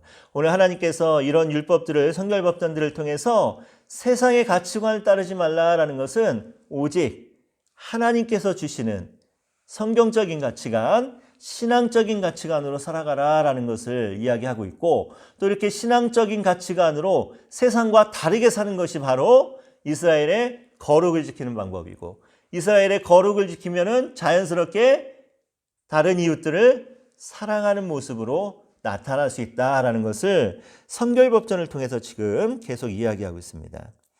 19장에는 이웃사랑에 대한 규례가 나오죠. 정말 유명한 말씀들이 나옵니다. 자, 19장은 여러 가지 면에서 일상생활에서 하나님의 백성이 거룩한 나라로 산다는 것이 무엇인가를 잘 정의해주는 텍스트입니다. 하나님이 여기서 강조하시는 것은 무엇인가요? 자, 하나님이 강조하는 것 19장에서 2절입니다. 2절 다 같이 읽어볼게요. 너는 이스라엘 자손의 온 회중에게 말하여 이르라. 너희는 거룩하라. 이는 나 여호와 너희 하나님이 거룩함이니라. 레위기의 핵심이자 19장에서 말하는 가장 핵심이 거룩입니다. 거룩. 하나님이 거룩하기 때문에 너희도 거룩하라는 건데, 자, 그 뒤에 나오는 말씀들을 보면은 부모를 공경하지 않는 거 3절에 보면은, 또 안식일을 제대로 지키지 않는 거, 또 4절을 보면 우상 섬기는 거, 11절 보니까 이웃과 관련해서 도둑질하는 거, 12절 보니까 거짓말하는 거, 13절부터 14절 보니까 이웃을 억압하는 거, 15절 16절에는 보니까 중상모략하는 거, 9절 10절 또 이제 가난한 자들에 대한 그 배려가 없는 거죠. 밭에 떨어진 이삭까지 다 거둬하는 것. 자, 이런 것들은 뭘 파괴하는 건가요? 이스라엘의 정상적인 이스라엘 백성들의 모습과 온전한 이스라엘의 삶을 파괴하는 일들입니다. 이런 모습들이. 자, 그래서 이런 규례들에 대한 결론이 뭐예요? 19장 17절 18절 다 같이 읽어봅니다. 너는 내 형제를 마음으로 미워하지 말며 내 이웃을 반드시 견책하라. 그리하면 내가 그에 대하여 죄를 담당하지 아니하리라. 원수를 갚지 말며 동포를 원망하지 말며 내 이웃 사랑하기를 내 자신과 같이 사랑하라. 나는 여호와니라. 자, 이런 것들을 금하면서, 이렇게 하지 않으면서 이 율법들을 잘 지키면서 결국 뭐 하라는 거예요? 이웃을 내 몸과 같이 사랑하라 라는 것이 19장 이 이웃사랑의 가장 핵심적인 규례입니다. 규례. 자, 거룩한 백성의 첫 번째 의미는 그래서 부모를 공경하는 것이다. 3절에 또 나오죠. 자, 그 이유가 뭔가요? 우리 십계명 공부하면서 나눴던 것처럼 이웃과의 제일 처음 시작되는 관계인과 동시에, 자, 우리 앞에서 말한 것처럼 거룩과 경건은 어디에서부터 시작해야 된다? 가정에서부터 시작해야 된다. 가정에서 나와 처음 이웃의 관계를 맺는 부모를 공경하지 않는 사람이 누구를 사랑할 수 있으며, 누구를 배려할 수 있으며, 누구를 긍휼하게 여길 수 있겠습니까? 또 그런 사람이 어떻게 거룩한 삶을 살 수 있겠습니까? 그러니까 부모에 대한 계명을 이렇게 제일 먼저 이웃사랑에 대한 첫 번째 계명으로 주는 것들이 바로 이스라엘의 경건은, 거룩은, 하나님 백성의 거룩은 가정에서부터 시작해야 된다라는 것을 강조하고 있습니다. 자, 19절 이하의 후반부도 19장 초반에 나오는 거룩하라는 명령의 구체적인 적용인데 특별히 이방인의 보호가 강조되는 이유가 있죠. 19장 34절 보니까 너희와 함께 있는 거류민을 너희 중에서 나은 자같이 여기며 자기같이 사랑하라. 너희도 애굽 땅에서 거류민이 되었으니라. 나는 너희 하나님 여호와니라. 자, 이렇게 이방인 보호를 강조하는 이유는 뭡니까? 너희들도 애굽에서 이방인으로 살지 않았냐. 그러니까 그 이방인의 마음을 누구보다 잘 알기 때문에 너희들과 함께 살고 있는 이방인들에게 못되게 굴지 말라는 거예요. 자, 이 말씀을 좀 바꾸어서 다시 설명해 보면 이런 거겠죠. 역지사지. 내가 그 입장이 돼 보면 알잖아요. 그렇죠? 자, 실패를 많이 한 사람. 실패를 많이 한 사람은 누구의 마음을 제일 잘 알 수 있을까요? 실패한 사람의 마음을 누구보다 잘 압니다. 그래서 실패를 많이 경험한 사람은 실패 때문에 절망한 사람, 낙심한 사람을 위로하고 격려하고 다시 세워줍니다. 마가가 처음 바울과 바나바의 전도여행에 같이 동참했다가 이런저런 이유로 인해서 중도 하차하고 맙니다. 아마 많은 학자들은 마가가 워낙 부유한 가정에서 태어나고 자랐기 때문에 고생스러운 전도여행을 견디지 못했을 것이다. 또 어떤 학자들은 그와 동시에 향수병에 젖어서 아마 중도에 하차하고 말았을 것이다 라는 그런 이야기를 하는 사람도 있습니다. 자, 이 사건 때문에 결국은 바울과 바나바가 대판 싸우고 나서 이제 둘이 갈라지게 되잖아요. 그런데 마가가 나중에 완전히 변화됩니다. 그렇게 처음에는 전도여행에서 이제 중도 하차할 만큼 철부지였던 마가가 마가복음이라고 하는 이 귀한 복음서를 쓰기도 하고 또 바울이 노년에는 디모데에게 편지하면서 뭐라고 얘기했냐면 마가를 좀 데려와라. 그가 나의 일에 유익하다라고 하면서 마가를 굉장히 높여줍니다. 그 이유는 뭔가 하면은 마가의 삶이 완전히 변화된 거예요. 신앙이 굉장히 성숙한 사람으로 변화됐습니다. 근데 이렇게 변화될 수 있었던 원동력 어디 있었냐면은 마가가 베드로를 만난 거예요. 베드로를 만나서 베드로와 함께 이곳저곳을 다니면서 훈련받기도 하고 베드로를 통해서 예수 그리스도 복음에 대해서 진실하게 마가가 깨닫게 됩니다. 자, 그러고 나서 이제 마가가 완전히 새로운 삶으로 변화되는데 저는 베드로와 이 마가의 만남을 한번 생각을 해봤어요. 베드로, 예수 믿는 거에 대해서 실패한 걸로 치자면은 베드로 앞에 명함을 내밀 수 있는 사람은 많지 않을 겁니다. 그렇죠? 그러니까 아마 베드로가 마가를 만나고 나서 그 전도여행에서 중도 하차하고 나서 이렇게 낙심하고 있는 아마 마가를 보면서 아마 이렇게 위로하지 않았을까요? 야, 너 뭐 그런 거 가지고 코가 석자는 빠져 있냐? 나는 예수님을 모른다고 하룻밤에 3번이나 부인했어 라고 하면서 아마 자신의 실패의 경험담 이런 것들을 이야기하면서 아마 마가를 위로하고 격려하고 마가가 다시 일어날 수 있도록 세워주지 않았을까라는 그런 생각을 해봅니다.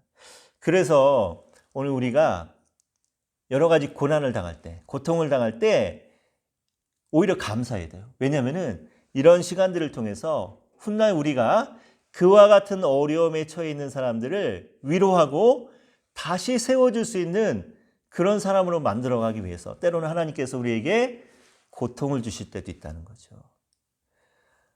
그래서 실패를 많이 한 사람은 실패한 사람을 위로하고 그에게 힘을 줄 수 있고 또 중한 질병에 고통받아봤던 사람은 자기가 아파봤으니까 누구보다 그 마음을 아니까 질병 때문에 고통받는 사람에게 위로와 힘이 되어줄 수 있는 거고 정말 찢어지게 가난해 본 사람은 가난한 사람의 심정을 너무 잘 알기 때문에 힘들고 어려운 가난한 이웃들을 보면서 긍휼을 베풀 수 있고 그들의 마음을 위로할 수 있다는 거예요. 그러니까 오늘 여러분들이 여러 가지 어려움에 처해 있다면은 낙심하지 마십시오. 낙심하지 마시고 하나님께서 이 어려움을 통해서 내가 이 어려움을 잘 이겨내고 극복하고 난 다음에는 훗날 나중에 나와 같은 어려움에 처해 있는 사람을 나를 통해서 위로하시려는 나를 통해서 그를 다시 세우시려는 하나님의 귀한 섭리가 있음을 깨닫고 여러분 오늘 우리에게 있는 여러 가지 고통과 어려움도 믿음으로 잘 감사하면서 받아들이시는 순종하시는 우리 모두가 되길 바랍니다. 그 다음 또 한번 문제를 살펴볼게요. 자, 19장의 중요성이 부각되는 이유가 있습니다. 어떤 이유냐면은 나는 여호와 너희의 하나님이다 라는 말들이 계속해서 반복되어서 나타납니다. 자, 이 말은 어떤 의미를 갖고 있나요? 하나님의 백성들에게 요구되는 그 윤리의식이라든가 도덕성, 이게 도대체 무엇에 근거를 하고 있으며 또 무엇을 목적으로 하고 있는가를 분명히 밝혀주는 말씀인 거예요. 자, 뭡니까? 하나님의 성품을 닮으라는 거죠. 이스라엘의 주인 되신 분, 그 하나님의 명령에 이 모든 것들이 근거를 하고 있고, 또 이스라엘 백성들이 이렇게 윤리적으로, 도덕적으로 이런 모습으로 살아가야 되는 이유가 뭡니까? 하나님의 거룩한 하나님의 백성이기 때문에 우리도 거룩하신 하나님의 성품을 닮아가야 된다는 게 그 이유가 되는 거죠. 자, 그리고 또 다른 이유가 뭡니까? 십계명하고 이 레위기 19장이 굉장히 밀접합니다. 십계명의 내용들이 19장에서 다시 반복되면서 나타나고 있습니다. 20장에서는 거룩한 예배의 규례에 대해서 나오죠. 20장은 성적인 이탈과 탈핵에 대해 중형을 선고하며 몰렉에게 자식을 바친다든가 접신자나 박수무당과 그를 따르는 자들에 대한 처형을 명하고 있다. 자, 그에 대한 결론은 뭔가요? 20장 26절을 한번 봅니다. 너희는 나에게 거룩할지어다. 나는 나 여호와가 거룩하고 내가 또 너희를 나의 소유로 삼으려고 너희를 만민 중에서 구별하였음이니라. 자, 하나님이 요구하시는 구별됨이죠. 구별됨. 거룩함이라는 것은 이걸 하면 안 돼. 이 차원이 아닙니다. 이걸 더 뛰어넘어서 이거 하지 않는 것과 동시에 적극적으로 내가 하나님의 성품을 닮아가는 게 그게 구별됨이고 그게 진짜 거룩인 거예요. 우리가 닮아야 될 하나님의 성품이 뭡니까? 이웃을 사랑하는 것. 사랑하는데 어떻게 사랑하냐면은 다른 세상 사람들과는 전혀 다른 가치관으로 사랑하는 것. 이게 바로 우리가 하나님의 닮아야 될 하나님의 성품입니다. 자, 21장, 22장에서는 제사장 규례에 대해서 이제 이야기를 하고 있는데 한번 쭉 읽어볼까요?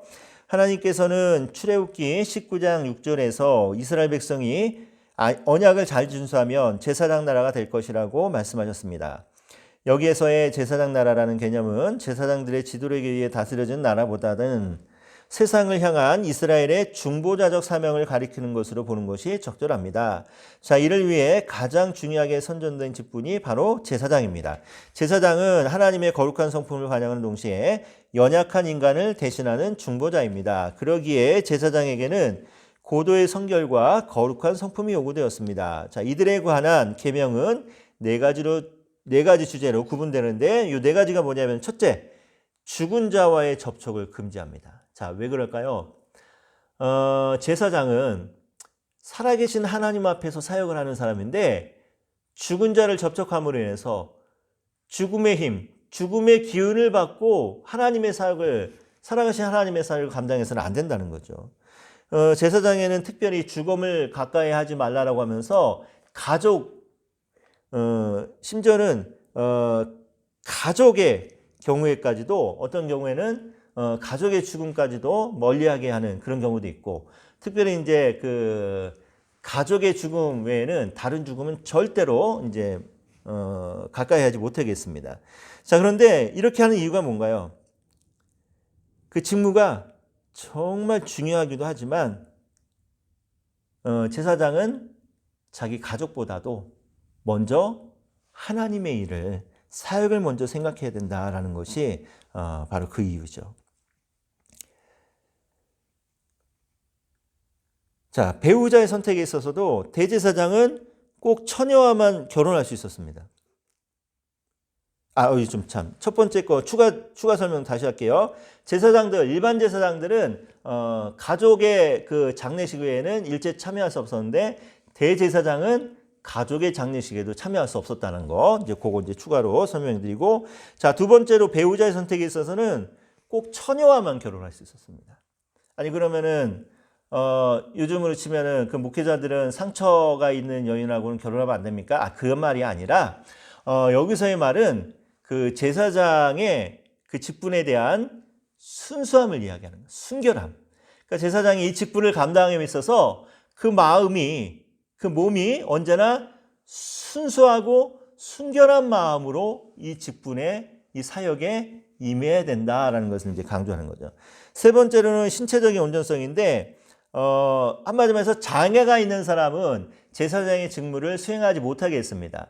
제사장이 먹는 음식은 장애인들도 먹을 수 있었는데 장애가 있는 사람은 제사장의 직무를 수행할 수 없게 했다라는 거예요. 그렇다면은 그러면은 장애인을 차별하는 거냐? 그게 아니라 제사장의 직무가 굉장히 중노동입니다, 여러분. 그렇잖아요. 이 제사를 관장한다는 거. 소 한 마리 제물을 드리는데 이거 막 장작 뭐 버려놓고 불 피우고 막 재물 갖다 놓고 막 이런 것들이 굉장히 노동력을 필요로 하기 때문에 그래서 장애가 있는 사람들은 아무래도 그런 부분에 있어서 연약하기 때문에 장애가 있는 사람 레위인들은 제사장 직무에서는 배제가 되었다라는 거. 요 규례의 핵심은 뭐냐면요. 균형이에요. 균형. 우리가 신체적으로 영적으로 항상 균형 있는 모습으로 하나님 앞에 서야 된다는 거. 또 이것과 함께 더 나아가서 제사장이나 종교적인 귀한 직분을 감당하는 사람들에게는 삶에 있어서도 어디에서나 하나님 앞에 균형을 맞추는, 정말 세상이나 세상 속에서나 교회 안에서나 또 어디를 가든지 이런 균형적인 모습으로 하나님 앞에 서야 된다라는 것을 이제 강조하고 있는 거죠. 자, 이 문제를 완전히 해결하신 분이 누굽니까? 예수님. 히브리서 7장 26절에 보면은 대제사장이신 예수님께서 이런 모든 문제들을 다 이제 해결하시는 장면이 나오죠. 자, 네 번째로 또 제사장의 이제 규례에 대해서 거룩한 성물을 먹을 수 있는 요건들에 대해서 이야기를 하고 있죠. 자, 제사장들은 백성들이 드린 제물의 일부를 먹는데 제사장 자체가 정결할 때만 제물을 먹을 수 있었습니다. 제사장이 부정한 상태가 있을 때 이 거룩한 제물을 먹으면은 제사장의 직무를 할 수가 없게 되거나 아니면 심지어는 죽음을 당할 수도 있는 그런 상황이었다는 거죠. 자, 요즘으로 우리가 적용하자면 어떻게 적용할 수 있을까요?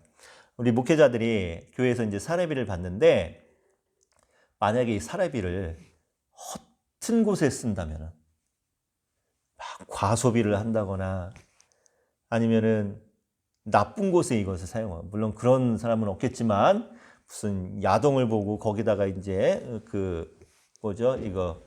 돈을 지불하는 데 사용한다거나 아니면 술 담배를 사는 데 사용한다거나 이러면 안 된다는 거죠. 왜? 헌금은 하나님 앞에 드려진 거룩한 예물이기 때문에 이 거룩한 예물을 사례비로 받아서 생활을 하는 생활비로 쓰는 목회자들은 그 귀한 헌금도 비록 나에게 주신 거지만 내가 내 마음대로 아무 데나 쓰는 것이 아니라 정말 거룩한 모습으로 그 예물을 사용할 수 있어야 된다는 거. 우리가 항상 마음에 새겨야 될 것 같습니다. 제사장의 규례는 하나님과 백성들을 중재하는 이제 중재자로서의 헌신과 책임감의 중점을 이제 두어야 한다라는 것을 이제 이야기하고 있습니다.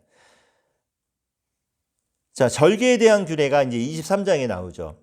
이스라엘이 지켜야 하는 절기는 단순한 절기가 아니라 여호와의 절기라고 부릅니다. 23장 2절 보니까 여호와의 절기라고 부르는데 그 이유와 그 의미는 무엇인가요? 자, 여호와의 절기라고 부르는 이유는 뭐냐면은 간단해요. 이스라엘 모든 절기를 제정하신 분이 여호와 하나님이시기 때문에. 자, 이스라엘 절기는 뭐가 특징이냐면은 하나님께서 특별한 목적을 가지고 그렇게 제정하셨다는 거예요. 다른 민족의 절기들을 보면은 먼저 어떤 사건이 먼저 일어나고 이런 절기들이 이제 제정이 됩니다. 근데 하나님께서 주신 절기들, 뭐 유월절, 뭐 초막절, 뭐 맥주절, 뭐 이 모든 것들이 다 율법을 통해서 주어지셨는데 지금 어떤 사건들이 일어나지 않았어요. 그렇죠? 뭐 보리를 수확한 것도 아니고 절기를 먼저 주신 다음에 제정한 다음에 그에 맞춰서 모든 사건들을 하나님께서 다 일으켜 가셨다라는 거. 이게 특징입니다. 특징. 자, 그래서 이 의미가 뭡니까? 이스라엘 백성들은 이 절기를 지킬 때마다 뭘 기억하라는 거예요? 과거에 베풀어 주신 하나님의 은혜를 기억하라. 은혜를 기억한다는 것은 어떤 의미가 있습니까? 과거에 하나님께서 이와 같이 우리에게 은혜를 베풀어 주시고 우리를 구원하신 것처럼 앞으로도 우리를 이렇게 구원하시고 우리를 이렇게 인도하지 않겠는가라고 하는 믿음과 확신을 가지라는 거죠. 자, 그래서 구약절기는 과거에 베풀어 주신 하나님의 은혜, 또 이것을 기념하는 데 이제 초점이 맞춰 있습니다. 이 구약절기에 대한 규정의 핵심, 오늘 우리에게 적용한다면은 오늘 우리도 마찬가지죠, 여러분. 우리가 지난 세월을 뒤돌아보면은 정말 하나님의 은혜가 아니었으면은 헤쳐나올 수 없었던 이런 수많은 문제들을 기억하면서 그 옛날에 하나님께서 이렇게 나를 구원하시고 인도하셨듯이 지금 겪고 있는 이 어려움 속에서도 또 앞으로의 모든 일들 속에서도 하나님이 나를 이와 같이 인도하지 않겠는가라고 하는 믿음과 확신 가운데 살아가야 된다라는 것을 이제 이야기하고 있습니다. 자, 그리고 나서 이 의미를 기억할 때 우리는 자연스럽게 어떤 모습으로 살아갈 수 있을까요? 이웃을 사랑하는 마음, 이웃을 배려하는 마음, 이웃에게 베푸는 마음으로 살아갈 수 있겠죠. 왜? 하나님께서 과거에 베풀어 주신 은혜를 생각하면은 지금 이 순간의 어려움도 앞으로의 모든 것도 하나님이 인도하실 것을 믿기 때문에 자연스럽게 이웃에 대한 사랑으로 나의 모든 모습들이 다 드러날 수가 있겠죠. 자, 24장에서는 이제 등불을 항상 밝히는 것의 규정이 나옵니다. 자, 24장은 성소 안에서 등불을 밝혀두는 의무와 진설병을 배열하는 의무에 대해서 말하고 있습니다. 왜 항상 불을 밝혀야 하며 떡을 진설해야 하는 이유가 뭘까요? 자, 여호와 앞에라고 하는 요 구절에다가 이제 초점을 맞추는 거예요, 여러분. 자, 여호와 앞에. 여호와 앞에서 항상 계속해서 등잔불을 켜두고 또 여호와 앞에서 이런 떡들을 이제 진설한다라는 건데 여호와 앞에서라는 의미가 뭡니까? 항상 하나님의 백성들은 항상 하나님의 얼굴을 의식하면서 살아야 된다는 거죠. 내가 교회에 있든지 집에 있든지 직장에 있든지 누구를 만나든지 어떠한 사람을 만나든지 항상 하나님 앞에서 행하는 것처럼 똑같아야 된다는 거예요. 똑같아야 되는 거예요. 우리가 어디 가서는 전혀 다른 모습으로 사는 모습이 아니라 내가 교회에서의 이 모습이 똑같이 가정에서도 직장에서도 어디를 가서든지 똑같이 거룩한 백성다운 모습으로 시종일관 똑같은 모습으로 살아가야 된다는 겁니다. 자, 그래서 교회에서 우리가 이웃을 사랑하고 하나님을 사랑하는 그 모습이 어떻게 해야 된다는 거예요? 우리가 가는 곳곳마다 그 사랑의 모습이 똑같이 증거되어져야 된다는 거. 똑같이 나타나야 된다는 거. 25장에는 안식년과 희년에 대한 규정이 나오죠. 25장에서 말하는 안식년이 의미하는 건 뭔가요? 우리 그 앞에서 언약법전에서도 배웠듯이 안식년은 그 가난한 이웃에 대한 이제 배려이기도 하지만 특별히 25장에서 말하는 안식년의 의미는 한 가지 더 붙이자면은 이스라엘 백성들의 그 믿음을 기로에 세우는 거예요. 어떤 기로입니까?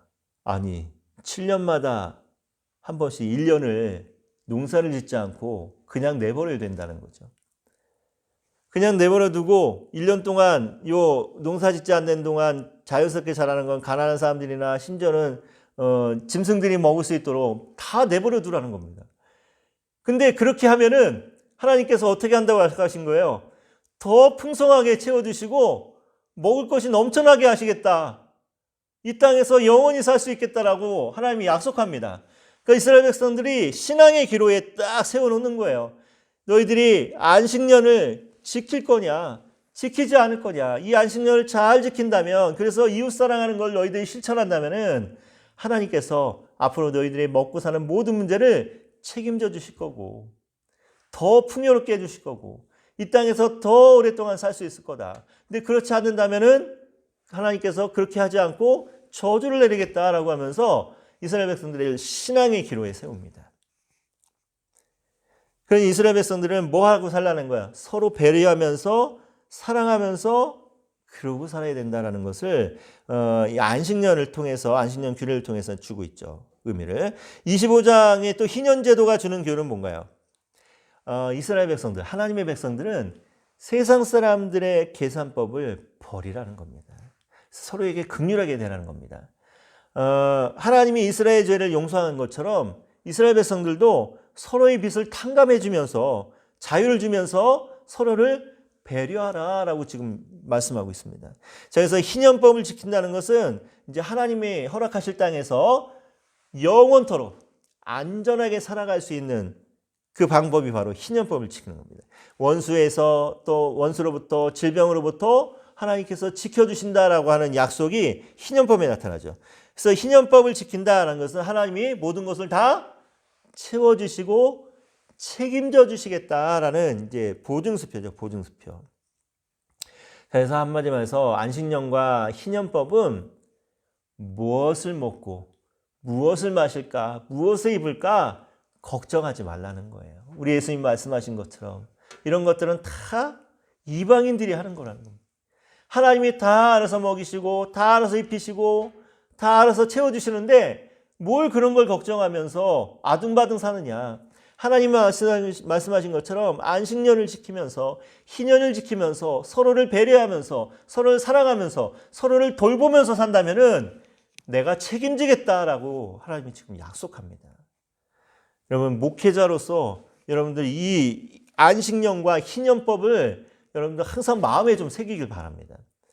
여러분들이 뭐 저도 목회자이기 때문에 알지만 우리 사정이 뻔하잖아요. 넉넉지 않습니다. 하지만 그럼에도 불구하고 오늘 우리가 세상의 계산법이 아닌 하나님의 계산법으로 우리 성도들을 돌보고 이웃을 사랑한다면은 하나님이 반드시 채워줍니다. 우리 그걸 믿기 때문에 우리가 목회자인 거고 또 그걸 의지하고 나아가 있기 때문에 우리가 목회자인 거죠. 그렇죠? 이 말씀 잘 마음에 새기고 이 말씀에 대한 이 순종, 가난한 이웃들에 대한 사랑으로 나타날 수 있다는 거 우리 항상 기억하시면 감사하겠습니다. 축복과 저주의 규정 26장에 나타나는데 26장은 성결법전의 결론으로서 순종하는 자에게 주시는 축복과 불순종하는 자에게 주시는 저주가 기록되어 있습니다. 자, 어떤 것들인지 한번 비교해 볼게요. 표를 한번 보시면은 쭉 축복에 대한 규정들 이제 쭉 나오죠. 생산하는 땅, 안전하게 삶, 또 들짐승 제거, 무기가 없고 전쟁이 없다는 거, 승리하게 해주신다는 거, 하나님의 보살핌이 있고, 또 저주를 보면은 생산하지 못하는 땅에 대해서 타국에서의 삶, 들짐승의 위협을 당하게 되고, 무기 계속 전쟁에 휘둘리고 당하고, 또 패배하게 되고, 또 하나님의 냉대함을 받게 되고, 축복과 저주에 대해서 대조를 합니다. 그래서 아까 말씀드린 것처럼 예언자들이 훗날에 이스라엘 백성들의 죄를 지적할 때마다 주로 레위기 26장에 나오는 이 축복과 저주를 비교하면서 말씀을 선포하고 나가는 모습을 봅니다. 이렇게 오늘은 조금 한 10분이라도 일찍 끝내드릴게요. 지난 시간에도 2시간이 넘어갔고 좀 미안했는데 우리 앞에서는 언약법전, 또 지금 잠시 쉬었다가 이제 성결법전에서 이제 우리가 공부하고 의미를 알아봤는데 이런 법들을 통해서 우리가 좀 상식적으로 목회하는, 상식적으로 신앙생활하는 그런 교회를 좀 만들어 갔으면 좋겠고, 또 이런 법들을 우리가 공부하면서 이 법들의 핵심이 뭡니까? 언제나 이웃에 대한 배려고 이웃에 대한 사랑이라는 것. 그래서 하나님의 이 율법들이 결국은 하나님의 백성답게 서로 사랑하고 서로 돌봐주고 서로 아껴주게 하기 위해서 이런 귀한 법들을 우리에게 주셨다라는 것을 우리가 좀 마음에 새기면서 이 율법들을 다시 한번 우리 찬찬히 또 공부하고 또 다시 한번 묵상하는 우리 모두가 좀 되길 바랍니다. 오늘도 또 강의 듣느라고 수고하셨고 우리 다음 주에 또 건강한 모습을 만나서 다음 주에 또 재밌는 주제입니다. 구약의 5대 제사에 대해서 이제 강의를 하고 또 예배에 대해서 한번 생각을 해볼 텐데 우리 다음 시간에도 건강한 모습으로 함께 만나겠습니다. 제가 기도하고 마치겠습니다. 하나님 감사드립니다. 오늘도 또 율법에 대해서 또 율법을 주신 의미와 또 그 깊은 뜻에 대해서 생각하는 시간 가졌습니다. 우리 하나님의 율법을 공부하면서 오늘 우리가 상식이 통하는 목회를 할 수 있는 귀한 사역자로 세워주시고 또 무엇보다 이 율법을 통해서 주신 귀한 그 뜻과 의미를 생각하면서 이웃을 사랑하는 마음으로 하나님 앞에 구별된 모습으로 나아갈 수 있도록 인도하여 주시옵소서. 우리 모든 사역자들, 우리 모든 학생들의 사역과 또 학업과 모든 기도의 제목들을 주님께 맡기고 예수님의 이름으로 기도드렸습니다. 아멘. 고생하셨습니다. 다음 주에 또 건강하게 만나겠습니다.